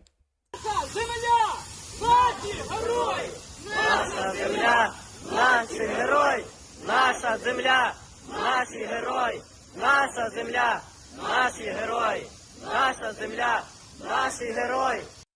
Слушайте, такие здоровые лбы. Он встал, перегородил весь кадр своим, ну, как бы, так сказать, местом, которым он думает об Украине. Вот человек снимает их на видео. Вроде там есть, конечно, пацаны малолетки, это видно, но в основном там все, наша земля, наши герои. День рождения Шухевича празднуют. Наша земля, наші герої, наша земля, наші герої, наша земля, наші герої, наша земля, наші герої. А куда они потом это видео выложат, интересно? На OnlyFans или что? Вот это. Наша земля, наши герои. То есть идет война. Ну, как бы, если это наша земля, будь как герой. Ну так, почему там героев нет? Ну, отправляйтесь же на передовую. Вот если бы вы на передовой бы вот это сделали, вот там вот, да, вот где-нибудь там, немножко там, чуть-чуть в тылу, но вот видно, что там сзади вас там дым, все это. Не, Шухевич наш герой. Вот так вот. То есть и даже, я к чему, даже вот эта идеология какая-то недоделана. Даже вот, хорошо, надо уважать, давайте уважать. То есть я не поддерживаю, не разделяю, не, ну как, не воспринимаю, но тем не менее, хорошо, Шухевич. А что ты тут стоишь его с его портретом? А что ты не воюй, иди. То есть ты какому-то работяге, который видел в гробу в белых тапках твоего Шухевича, ваших вот этих земля-герои, вот эти фаера, вот эти все лозунги, крики, который хочет работать, растить семью, нормально жить, хочет, чтобы государство, он как бы пахает вечно в несправедливости, получает там 3 копейки несчастные, и всего сдирают налоги, если он там предприниматель, еще его там обдирают дальше, поговорим немножко об этом. То есть, а он хочет, чтобы, ну как, чтобы жить нормально, ты его называешь уклонистом, ты его отправляешь пинками, гонишь на фронт, а вот эти вот такие с этими,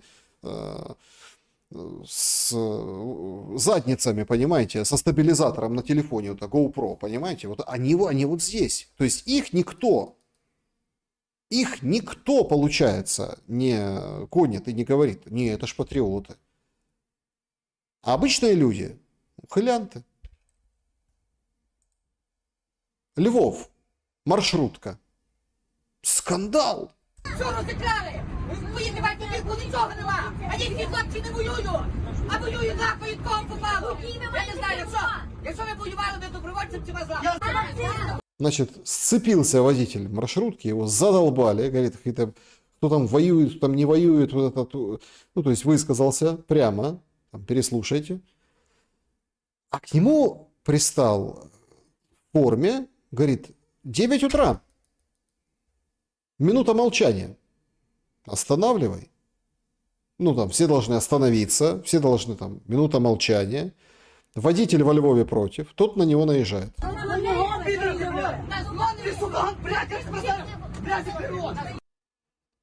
То есть ему не нравится, что его там подрассказал водитель. Тот его там треснул. Ты закрой рот с истерикой.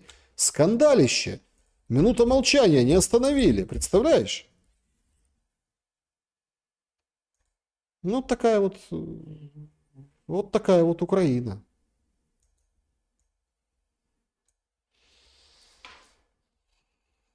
Ну, два эпизода ужасной мобилизации, которая там уже в шуме прописалась. Я очень хочу, чтобы этих эпизодов не было. Тот же Львов, пожалуйста. На дерево залез, в кусты побежал. Не, нормально.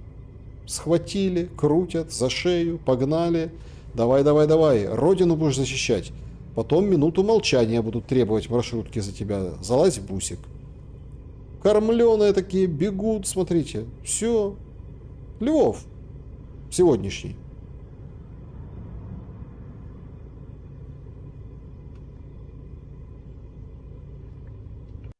Все. Будет по ком минуту молчания справлять.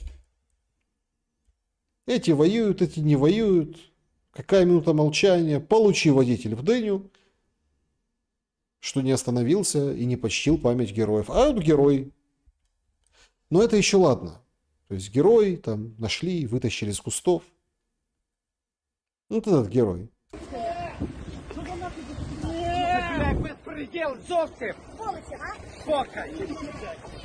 Дивіться, що роблять, ідіоти! Що ти закриваєшся, дебіл?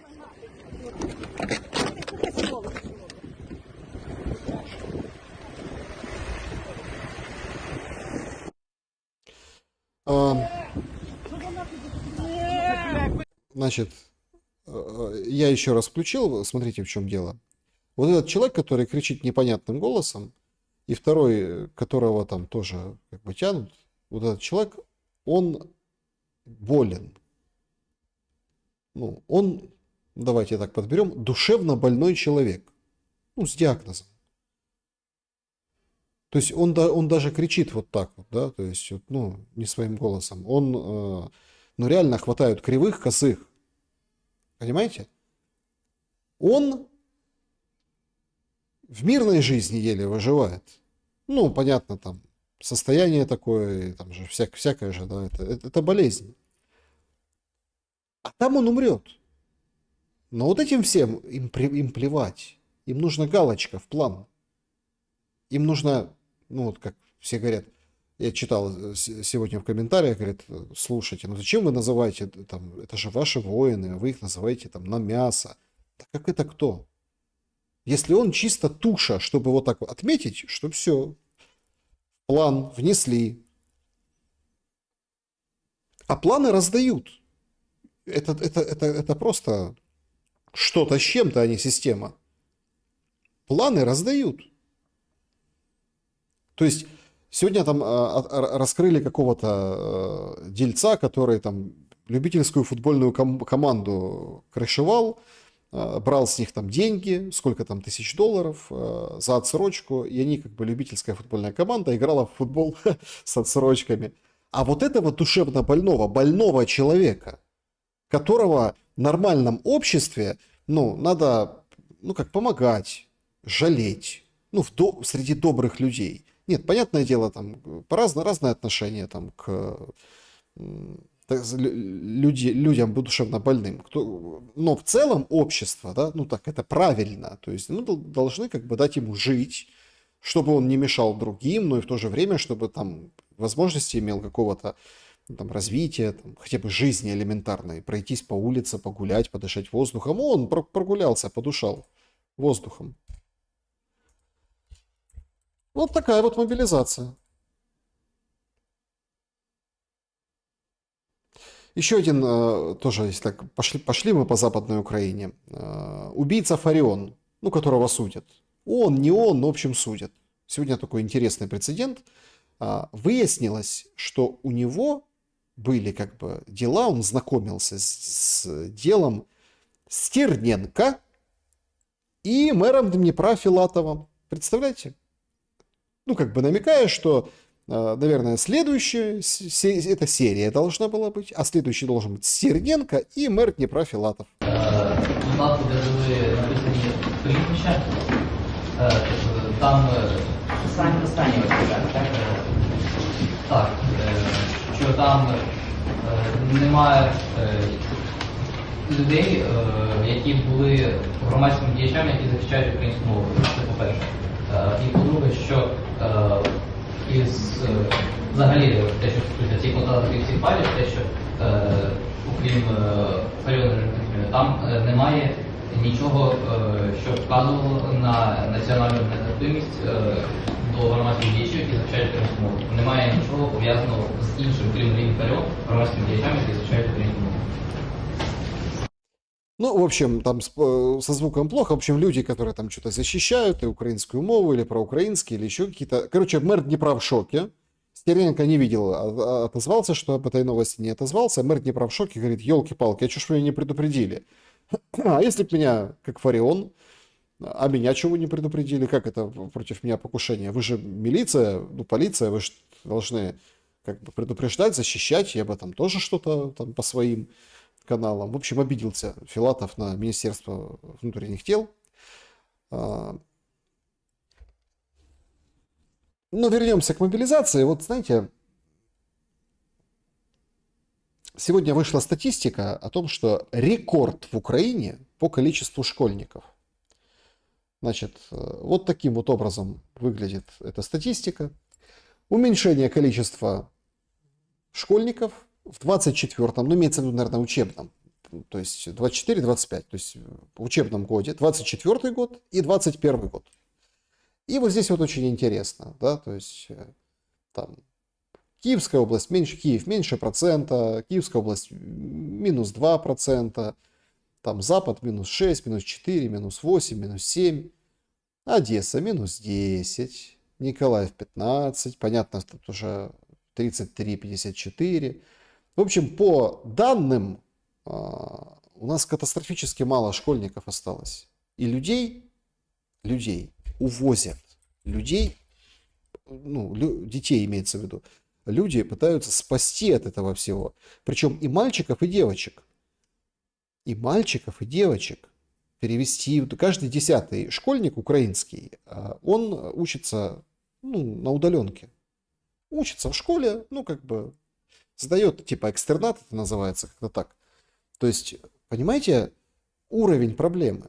Если уже школьников нет, в детских садах я когда-то делился с вами, кто постоянный зритель, он помнит, что были случаи такие, это я не буду говорить, что это массово, но это конкретно мне рассказывали, что приходит проверка в детский сад и говорит, а что это у вас, то им в школу выпускаться, а они до сих пор в памперсах. А воспитатели объясняют, а мы не можем, тревога каждый день, то есть нет, можем, мы там и дома учат тоже, стараются, но тревоги постоянные, и вообще стрессы, и там, ну, в общем, не отучили там несколько детей от памперсов, был большой скандал на уровне там районного, ну, районо, да, отдела образования, мол, детям в школу, как они в школу будут ходить? Да так же и будут ходить, в школе постоянно тоже, вверх них никакой, ну, то есть никакого обучения. То есть, их понятное дело, что люди, которые берегут своих детей, хотят им лучшей жизни, пытаются как-то, ну, вывести их, убрать, спрятать или подальше вглубь страны, или еще каким-то образом, или за границу, или к родственникам. Если сами не могут, то отправляют там учиться. Семьями скидываются для того, чтобы там уехать. И поэтому у нас большой кризис. Но не говорите об этом Винницкому, заму Оксана Лесового и Лесовому. Они считают, что это все дискредитация. Это все дискредитация. Тут вышел рэпер Киевстовнер и дал интервью. Много там есть кусков, но конкретно вот со школьниками проблема. Это ведь беда. Там мобилизация в том числе. Потому что там старшеклассники, это четко, там мальчики не хотят они становиться на учет. Не хотят они становиться на учет. Они не хотят, чтобы в институте сразу как бы получали они эту специальность стрелец, да, стрелок. Они не хотят, они хотят как бы развиваться в мирной отрасли, не хотят этого. Ну, точнее, как их родители не хотят, да. И сами они там, мало кто рвется умирать за вот это то, что они видят вокруг себя своим там условно подростковым юношеским мозгом.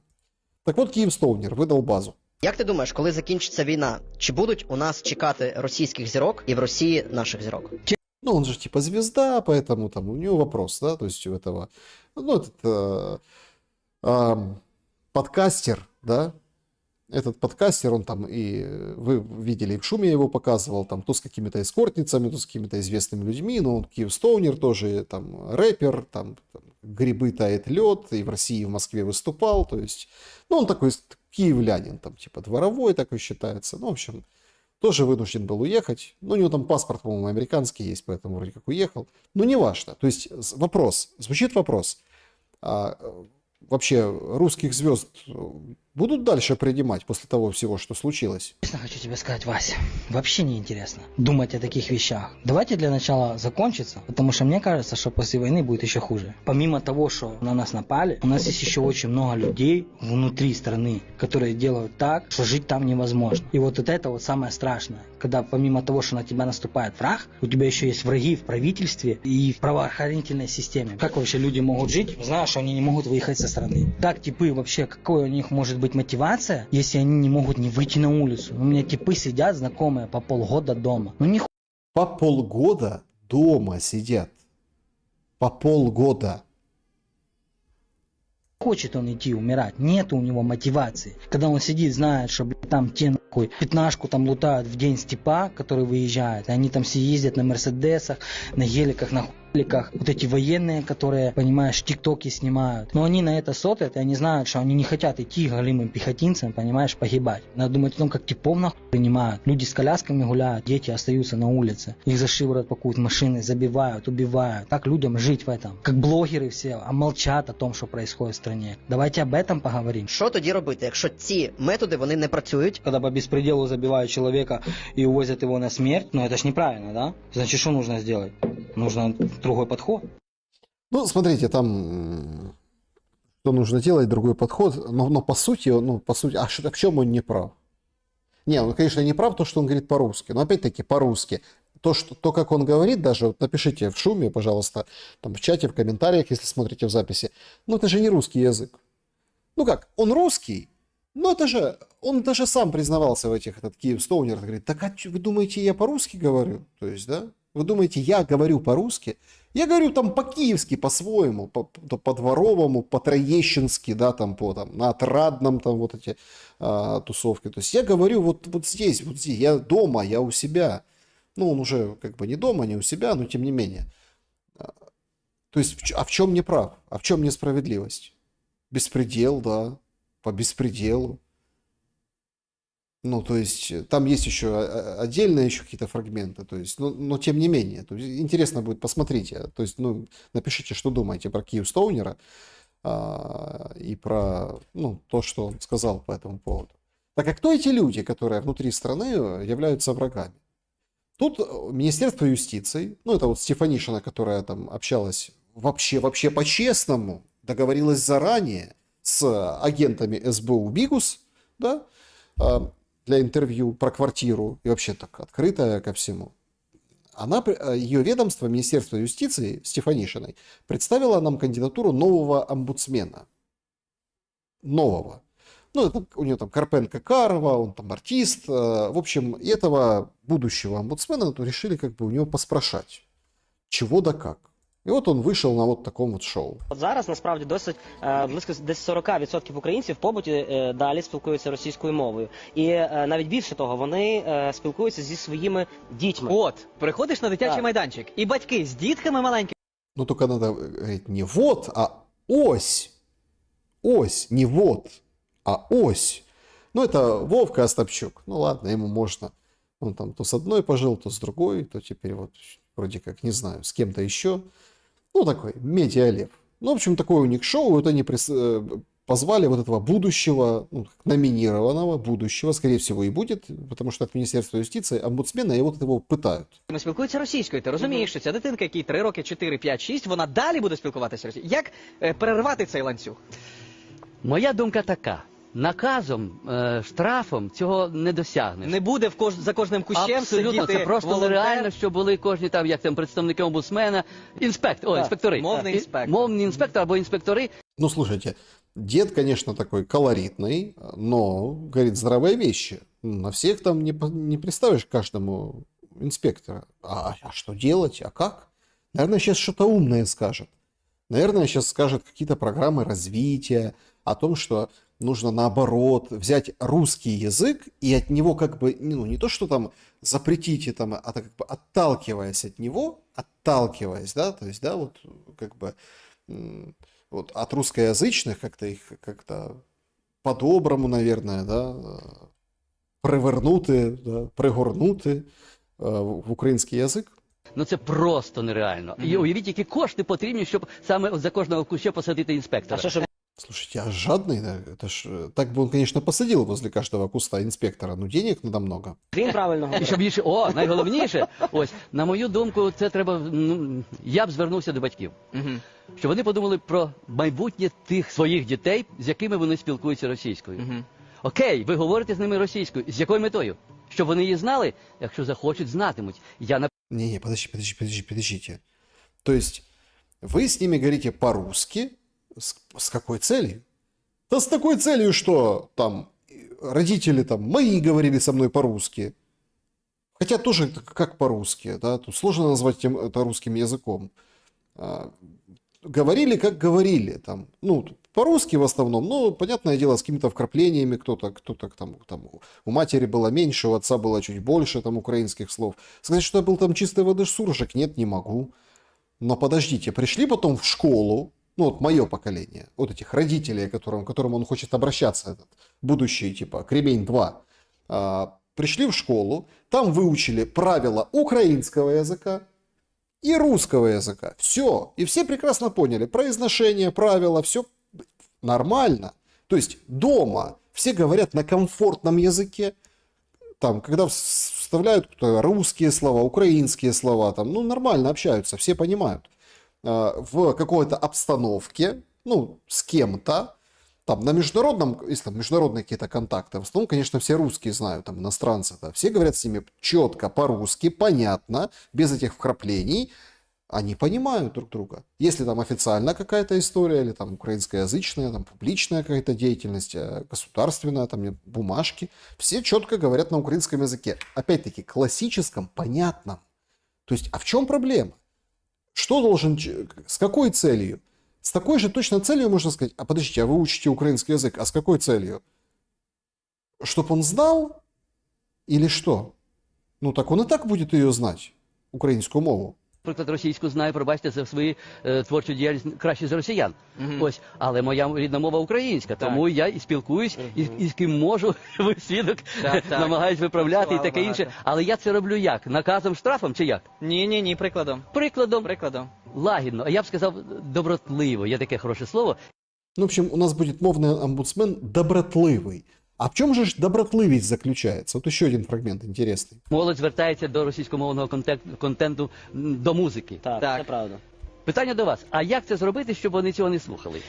У нас була ідея з Хасом, так само, як в 22-му році закрили доступ до російських там Інстаграм і інших платформ, закрити доступ до російського контенту. Правильно, так. А вони... Правильно. Я, наскільки я знаю, ну я цього не роблю, але дослухаюсь до молоді, ось, що це скачується з платформи Apple, наприклад. Так. Ну, моя ініціатива буде така, щоб я вийшов на РНБО і Мінцифру, щоб заборонити те, що ви говорите, я цю думку підтримую. Тобто, вони можуть знайти де-інде? Можуть. Але складніше, це по-перше. Але найголовніше, що ми маємо створити український контент. Я не знаю, пам'ятаєте... Подождите. То есть он поддерживает, чтобы обратиться к Apple, ну это вот эти в телефоне, айфонах, да?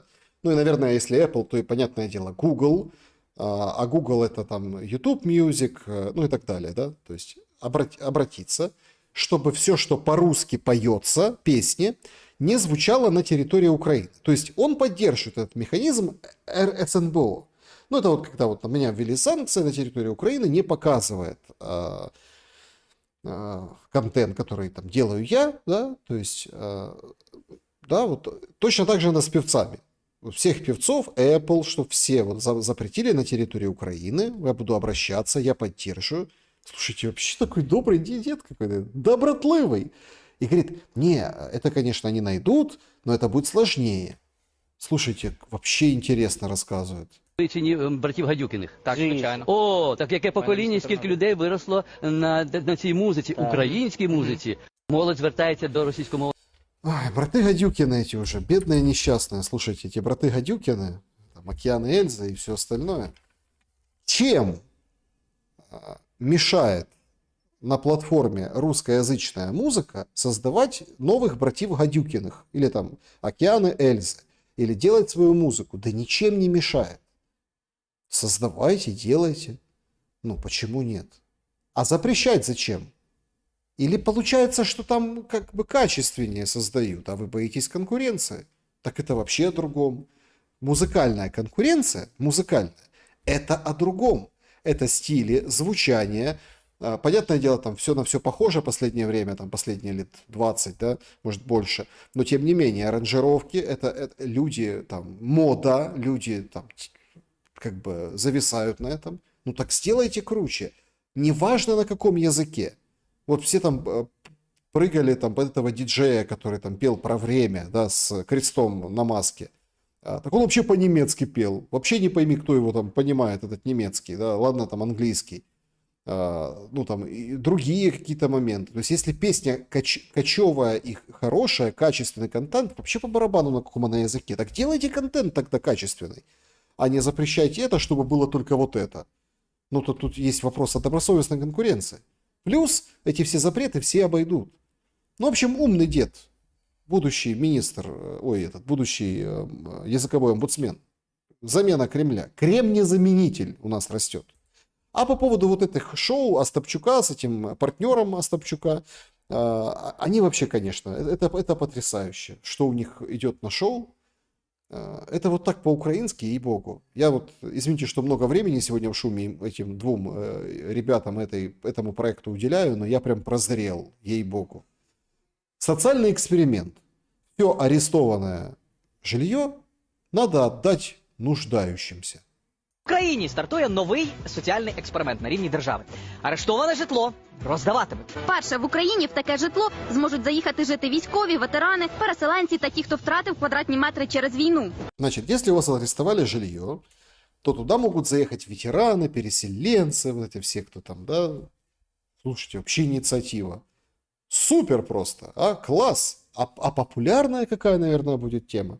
Та в агентстві з розшуку та менеджменту активів пояснюють, позбавляти господарів арештованого майна права власності ніхто не буде. Такі квадратні метри віддаватимуть у тимчасове користування, аби житло не простоювало дарма. І закон це не забороняє, кажуть юристи. Розглядають близько 200 квартир в Україні, з Значит, 200 квартир в Украине. яких арешт швидко не знімуть. Це Значит, 200 квартир в Украине, арест с которых быстро не снимут. Смотрят на них и говорят, значит так, как бы лишить собственности мы не можем, мы все-таки же в Европу стремимся. Но на время ареста, вот они знают, что быстро арест не снимут. И вот пока арест, ну пускай поживут.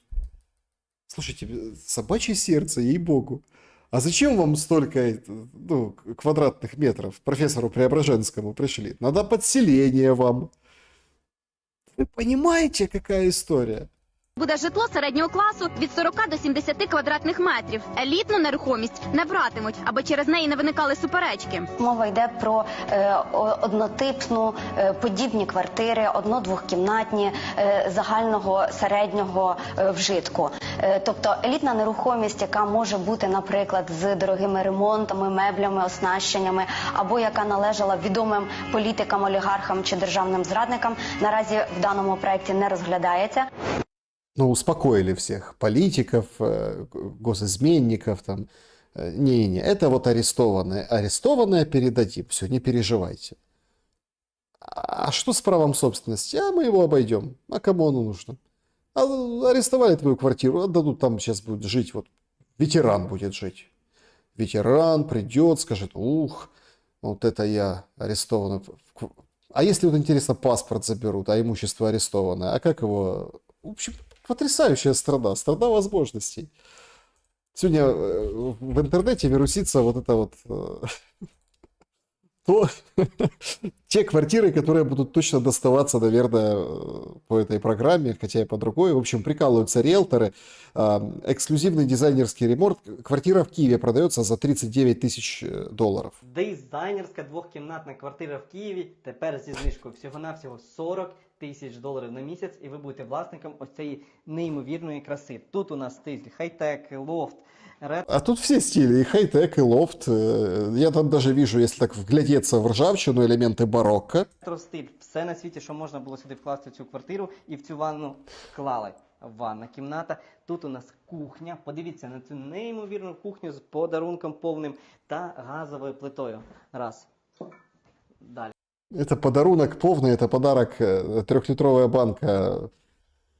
Ну, выгнали, наверное, да? Самогошечки. Сэмчика выгнали. Ну, вообще, конечно, слушайте, потрясающий ремонт. Киев, столица. Ходімо. Далі у нас прихожа зона. В прихожій зоні у нас лічильник. Двері її на місці, це вже супер. Та перша спальня кімната. Із французьким відкритим балкончиком. Просто подивіться, скільки тут багато місця і скільки ви всього сюди можете поставити. Поставити стіл і працювати і в криптовалюті, і арбітражу, і всюди, де захочете. Раз. Тут у нас ось такий неймовірний балкон. Вибачаюсь, забув діти бахіли. Ну я тут... Вообще, конечно, непорядок. Бахилы не обул. Вот же, что по такому люксу идет. Все протру. Та друга спальня кімната. Класно, що вікна раз, вікна два, 10 хвилин до метро Тарниця пішки, 15 хвилин на автомобілі до центру. Двохкімнатна квартира на 3-му поверсі з 5. Класне планування, не несуща ціна. У нас між спальнею, між цією кімнатою і кухнею робимо велику кухню-вітальню. Так, якщо ви хочете продати свої дизайнерські квартири, пишіть в особисті. Ну, в общем, это так, это в качестве юмора, конечно. Теперь давайте серьезно по поводу отборов жилья, по поводу того, что вообще будет позволять и что позволяет себе государство. Железняк выходит сегодня. Слава, на чому базується прогноз на 2028 рік в умовах війни і які галузі залишаються пріоритетними? Дивіться, мені важко сказати, на чому базується прогноз. Я точно можу вам сказати, що Міністерство фінансів разом з урядом прямо порушили 3 закони України по даті подання цієї декларації і порушили її по даті схвалення і подання в парламент. Якщо б ми жили в більш правовій державі, то вони б несли б за це кримінальну відповідальність. Ну, короче, это буквоедство. Бюджетная декларация – это тот документ, который, понятное дело, с МВФ. МВФ сегодня сообщили, что надо за коммуналочку побольше платить. Ну, конечно, после войны. Ну, вообще, да, за коммуналку. Налогов больше платить. Зарплаты военным за счет этого Зеленский увеличивает. Как-то пытаются закрывать бюджетные дыры. Ну, Железняк тут начинает там... Все нарушили закон, они бы там отвечали по закону, неправильно подали, неправильная процедура. Но суть того, що він скаже, не в процедурі. Тому що закон говорить про те, що вони мали це зробити до 1 червня, а не 27 червня, що ви тільки що показали на слайдах. Друге, у мене, напевно, у єдиного народного депутата зараз є ця декларація. Прогноз, моя особиста думка, що зараз прогноз, який уряд там склав, базуется на системе, яка называется «Пальцем в небо». Отличная система. Еще у нас есть тоже, как это, справочник Стеля. Стеля по-украински это потолок, да, то есть Стеля. То есть справочник Стеля. Ой, как звучит, француз, наверное, какой-нибудь? Да, француз. Тому що ті цифри, які там закладені, вони, ну, м'яко говорячи, не виглядають реалістичним. Про що, напевно, можна говорити, читаючи цю бюджетну декларацію, що вони не планують сильно не протягом наступних 3 років підвищувати мінімальну заробітну плату, не планується сильне підвищення прожиткового мінімуму, до якого прив'язані певні соціальні видатки. Це в цьому році Міністерство фінансів разом з урядом все ж таки планують певне збільшення податків. Зокрема, це впровадження того ж самого податку на OLX, ну, тобто податок на цифру. То есть налог на OLX. Это то, о чем писали там учителя, когда им говорят, надо срочно, если у вас аккаунты на OLX, в общем, если ты что-то продаешь, ну, как бы доска объявлений, ну, как бы плати налоги, налог. Цифрові платформи в рамках DAX, вони не буду зараз грузити, але просто, ну, умовно, це додаткове оподаткування. Друге, хочуть впроваджувати акцизний податок на газовані та солодкі напої. Третє, це хочуть впровадити якийсь більш ефективний, як написано у них в документі, механізм збору податкового боргу. Плюс протягом наступних 3 років Міністерство фінансів задекларувало, що вони хочуть значно збільшити можливості податкової отримати позасудовий доступ до руху грошей по рахункам. Коротше, хочуть прибрати або послабити банківську таємницю. В принципі, напевно, це все, що написано в цьому документі на 54 сторінок. Ну, вот как-то так. Вот такая страна. А нам расскажут, что это Европа. Знаете почему? Потому что мы вообще, как бы, в Европу-то стремимся. В Европу стремимся. Нам вот по-европейски будут встегивать о том, что, ну, нужно идти в ТЦК, да, там нужно... Ну, вот, например, там, это вот Буданов свежее заявление вот во время эфира появилось, да, что украинцам нужно делать вывод только один, нужно реально защищать свою страну, не прятаться от ТЦК, иначе придет ТЦК Российской Федерации. Но только там нет ТЦК в Российской Федерации, непонятно какой структуры и вот этого идиотизма, да, когда вот это вот ловят, крутят и издеваются. И опять-таки... Тут это Людмила Денисова, помните, вспоминают, пишут, что вот, хватают, мобилизуют на оккупированных территориях и так далее, и так далее. Добровольцами идут. ТЦК их российские. Ну, Буданов стращает. Или, например, там выходит какой-то еще безбашенный военный, говорит о том, что Россию нужно Одессу нужно изнутри менять, да, то есть деоккупировать ее изнутри. То есть всю вычищать, военный, красивый, здоровенный, на программе «Великий Львив» включается и вот это вот чешет. Ну, это вот то, что появляется сейчас. Да, то, что я, в принципе, я даже и показывать это не хочу. Но вот понимаете, это все под мерилом некого там нации, украинскости, свободного члена свободной Европы. А вот, кстати, нормальному всему, как бы, люду, простому, честному, будут скармливать, что мы вообще идем в Европу. А как же? Смотрите, у нас теперь не 220, а 230 вольт в розетке. З 1 липня в розетках 230 вольт. Що важливо знати? Було 220, тепер 230. Спасибо. Теперь узнаем.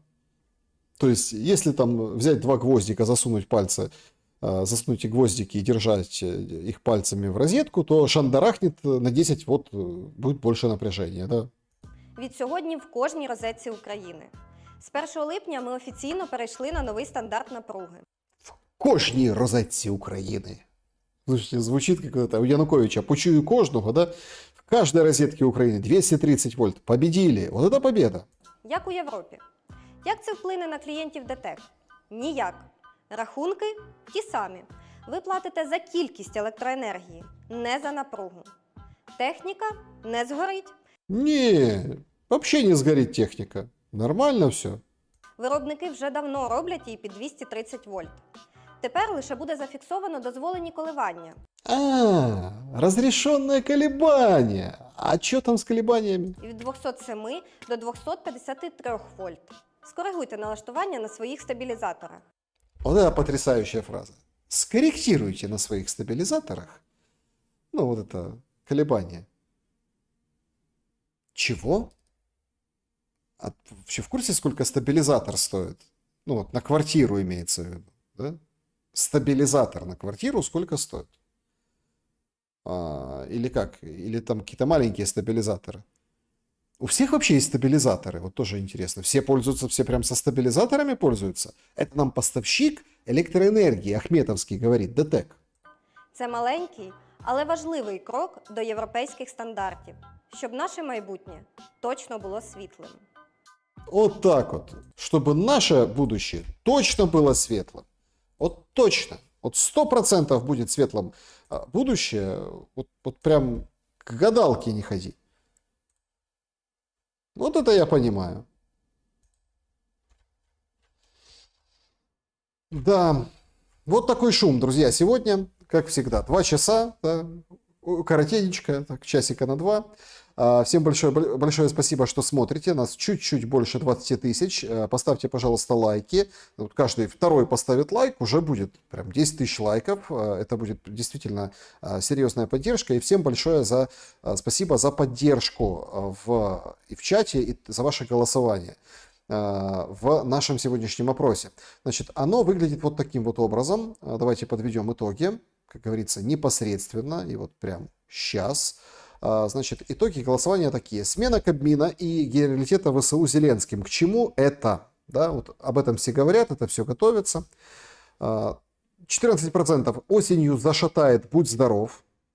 16% укрепляются, закручивают гайки. 21% заметают следы, войну сворачивают. 49% большинство ни к чему. Просто идет хаос, разброд и шатание.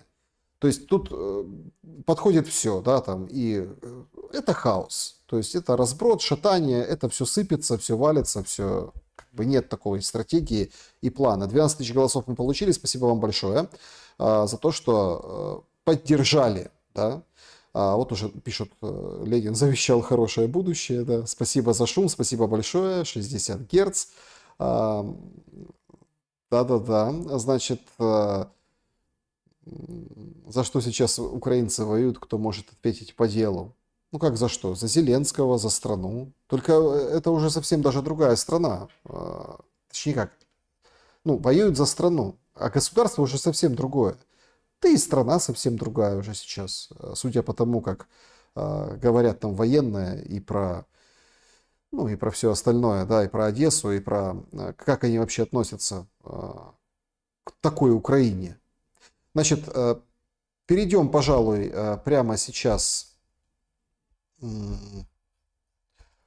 к вашим вопросам. Давайте так, очень коротко, чтобы никого не задерживать, потому что время позднее, 23 часа. Завтра уже 2 июля, через час. То есть месяц мы с вами хорошенько открыли, и это здорово.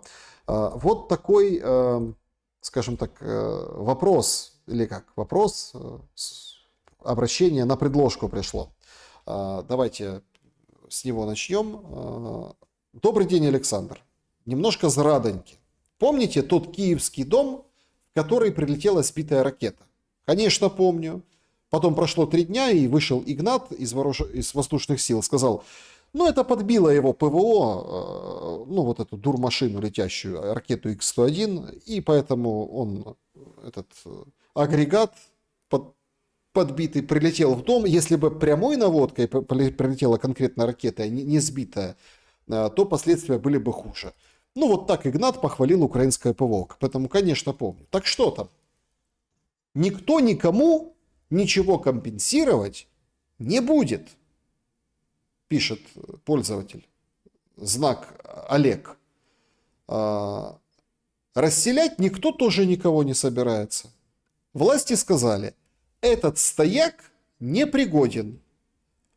А вот остальные стояки, мы с ними все хорошо. Мы подключим в течение 2 недель газ, воду, свет, и будете жить. То есть, пишет Олег, то есть вот многоэтажка, там вот дырка в доме. Ну, то есть, был 1 дом, стал 2. Да, то есть, минус 1 стояк. Они там все подшаманят, вытащат, все. И не расселять никого не собираются. Ну, не знаю, насколько это проверенная у вас информация, но спасибо, что поделились. Тут уже ничему не удивляешься. Вот правда, ничему. Ну, хоть конструкции какие-то, может, какие-то подсуетят, подкрепят. Вот Александр Якимов кричит, ура, новый шум. Ну да, это новый шум. Уже, правда, заканчивается. Значит, Шелест, хочу спросить, не кажется ли тебе, что после Макрона начнут звонить и другие европейские лидеры? Неужели с нами опять хотят сотрудничать, россиянами? Рамазан, да! Все сейчас после Макрона будут звонить. Вообще, это очень такой специфический интересный звонок. Да? Ровно такой же звонок был у Шольца, я вспоминал об этом. Ровно такой же. Он звонит, чтобы там прекратилась война. Дядя Петя, ты дурак? Как в классике советского кино. В смысле прекратилась война? И потом всем говорит, я звонил, чтобы война прекратилась. Это, ну, такой пиар-звонок. Ну, это не пиар-звонок. Так пиар-звонок не делают. Ну, то есть, он не потужность салфетки хотел показать этим звонком, а решить другие вопросы. Принципиально важное. Будущее. Потому что он видит, что происходит на поле боя и как сыпется все. Первый пошел Макрон. Ну, первый, правда, Александр Магомедов был Шольц, но его уже нет, поэтому да. Первый пошел из коалиции желающих Макрон. Міаковка, дякую за эфир, дякую вам тоже. Мерзость Мерц тоже позвонит, сомневаюсь. Не сомневайтесь. Сейчас вот Мелони созреет обязательно. Сейчас начнется, сейчас будут звонить. Спасибо большое за то, что хвалите шум. Спасибо большое, господин Шелест. Вопрос постой. Вы в своей профессии нашли друзей? Антон Несмеянов. Хороший вопрос, кстати. Хороший вопрос. Давайте я отвечу коротко. Настоящих нет. Вот так отвечу. Ну, потому что я в понятие там друга, даже там в профессии, в жизни, я вкладываю там действительно серьезный смысл. Но приятелей, да, товарищей, да, там, единомышленников, да, да. Но я вам хочу сказать, что после апреля месяца я теперь немножко вот со словами там вот этих друзья, да, там, я теперь не бросаюсь. Спасибо, кстати, за этот вопрос, хороший. Вот мне вот пишет Виа Абсолюта. Здравствуйте, Александр Шелест. Смотрел «Ранок» на лот еще в детстве. Привет вам. Слушайте, и вам тоже большой привет. Был такой лот, Луганское областное телевидение, и утро там было. Программа называлась «Подъем». Да, в Луганске. Спасибо большое за эти приятные воспоминания, ностальгия, как было в паза прошлой жизни. Ей-богу. Так, вопрос, как отъезд из страны повлиял на ваше восприятие событий? Никак. Абсолютно никак. Вот вы же спрашиваете, на мое восприятие событий? Никак. То есть то, что этот трындец, он был, никак не повлияло. Так. Значит... Запорожье приветствую, спасибо большое. Значит, спасибо большое. С выпускниками вуза общаетесь? С выпускниками вуза не общаюсь. Разлетелись все, как Алексей Быков. Луганский национальный, первый набор журналистики в этом университете. Всех разбросало. Вот реально, сейчас даже прикидываю, там, это реально там... С этой войной вообще все, ну как бы, кто где. Кто-то в Луганске остался, работает, кто-то нет, но я общение, ну, как потерялось общение, и мы не нашлись. Это, ну, как и повода, наверное, не было. Кто-то не пошел в эту профессию. И я им, знаете, особенно в эти лихолетия, сначала 14 год, потом 22 год, потом вот сейчас, допустим, да, я им... В основном девчонки шли туда, там парней было мало, там раз на пальцах одной руки было. Ну, так получилось. Ну, потому что это при филфаке, наверное, журналистику преподавали. И вообще первый набор, в основном девчонки были. И вы знаете, я их понимаю, почему они не остались. Нет, ну некоторые, конечно, продолжили там какую-то деятельность, но большинство, как я понял, хотя общение минимально, они не в профессии именно журналиста, а в каких-то смежных, около, где-то там пиар, реклама. Кто-то вообще там своими какими-то другими делами начал заниматься, женскими. Поэтому я думаю, что они молодцы в этом отношении. Время очень смутное было. Тогда, когда это все начиналось, не казалось совсем, что будет что-то, какой-то такой тяжелый момент. Так. Спасибо за эфир, спокойной ночи, посмеялся от души. Владимир, ну тут понимаете, в чем дело? Это же здорово, когда мы можем брать и смеяться от души. И вообще все давайте делать от души. И шуметь тоже от души. Друзья, всем большое спасибо за этот сегодняшний эфир. Спасибо, что уделили ему время свое. А время это самое драгоценное. Заходим мы в июль месяц. Начнется лютая жара. Макрон звонит Путину. Это неспроста, мы еще поймем немножко позже, к чему это. Но я сразу предвкушаю, что это знаковая поворотная история. Мы об этом еще вспомним. Но с точки зрения военной все только усугубляется и становится дальше и дальше хуже и хуже.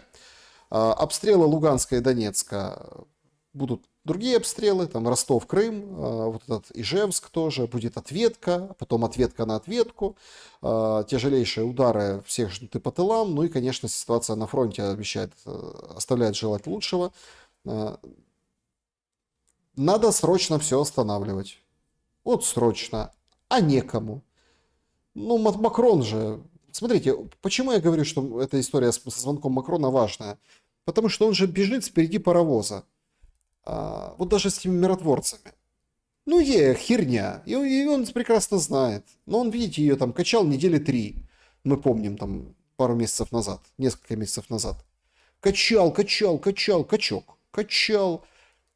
Идея, в принципе, ну как вариант, ну, может что-то подобное быть. Но к этому не пришла еще история. Вот сейчас Макрон побежал вперед паровоза, потому что учуял, унюхнул, его там шлепнула жена, подзатыльника дала, и он немножко так раз, и как бы уловил тренд. И он по нему сейчас бежит, поэтому он позвонил Путину. Но он, конечно, скорострел.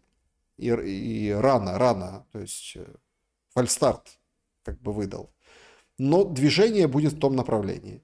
Но вот насколько рано, на месяцы там, или на полгода, вот это вот мы посмотрим. А может это недели, но тогда вообще все будет замечательно. Но то, что всем нужно быстро все останавливать, это точно. Всем добра и света, берегите себя, всем доброй ночи. Как всегда, хорошо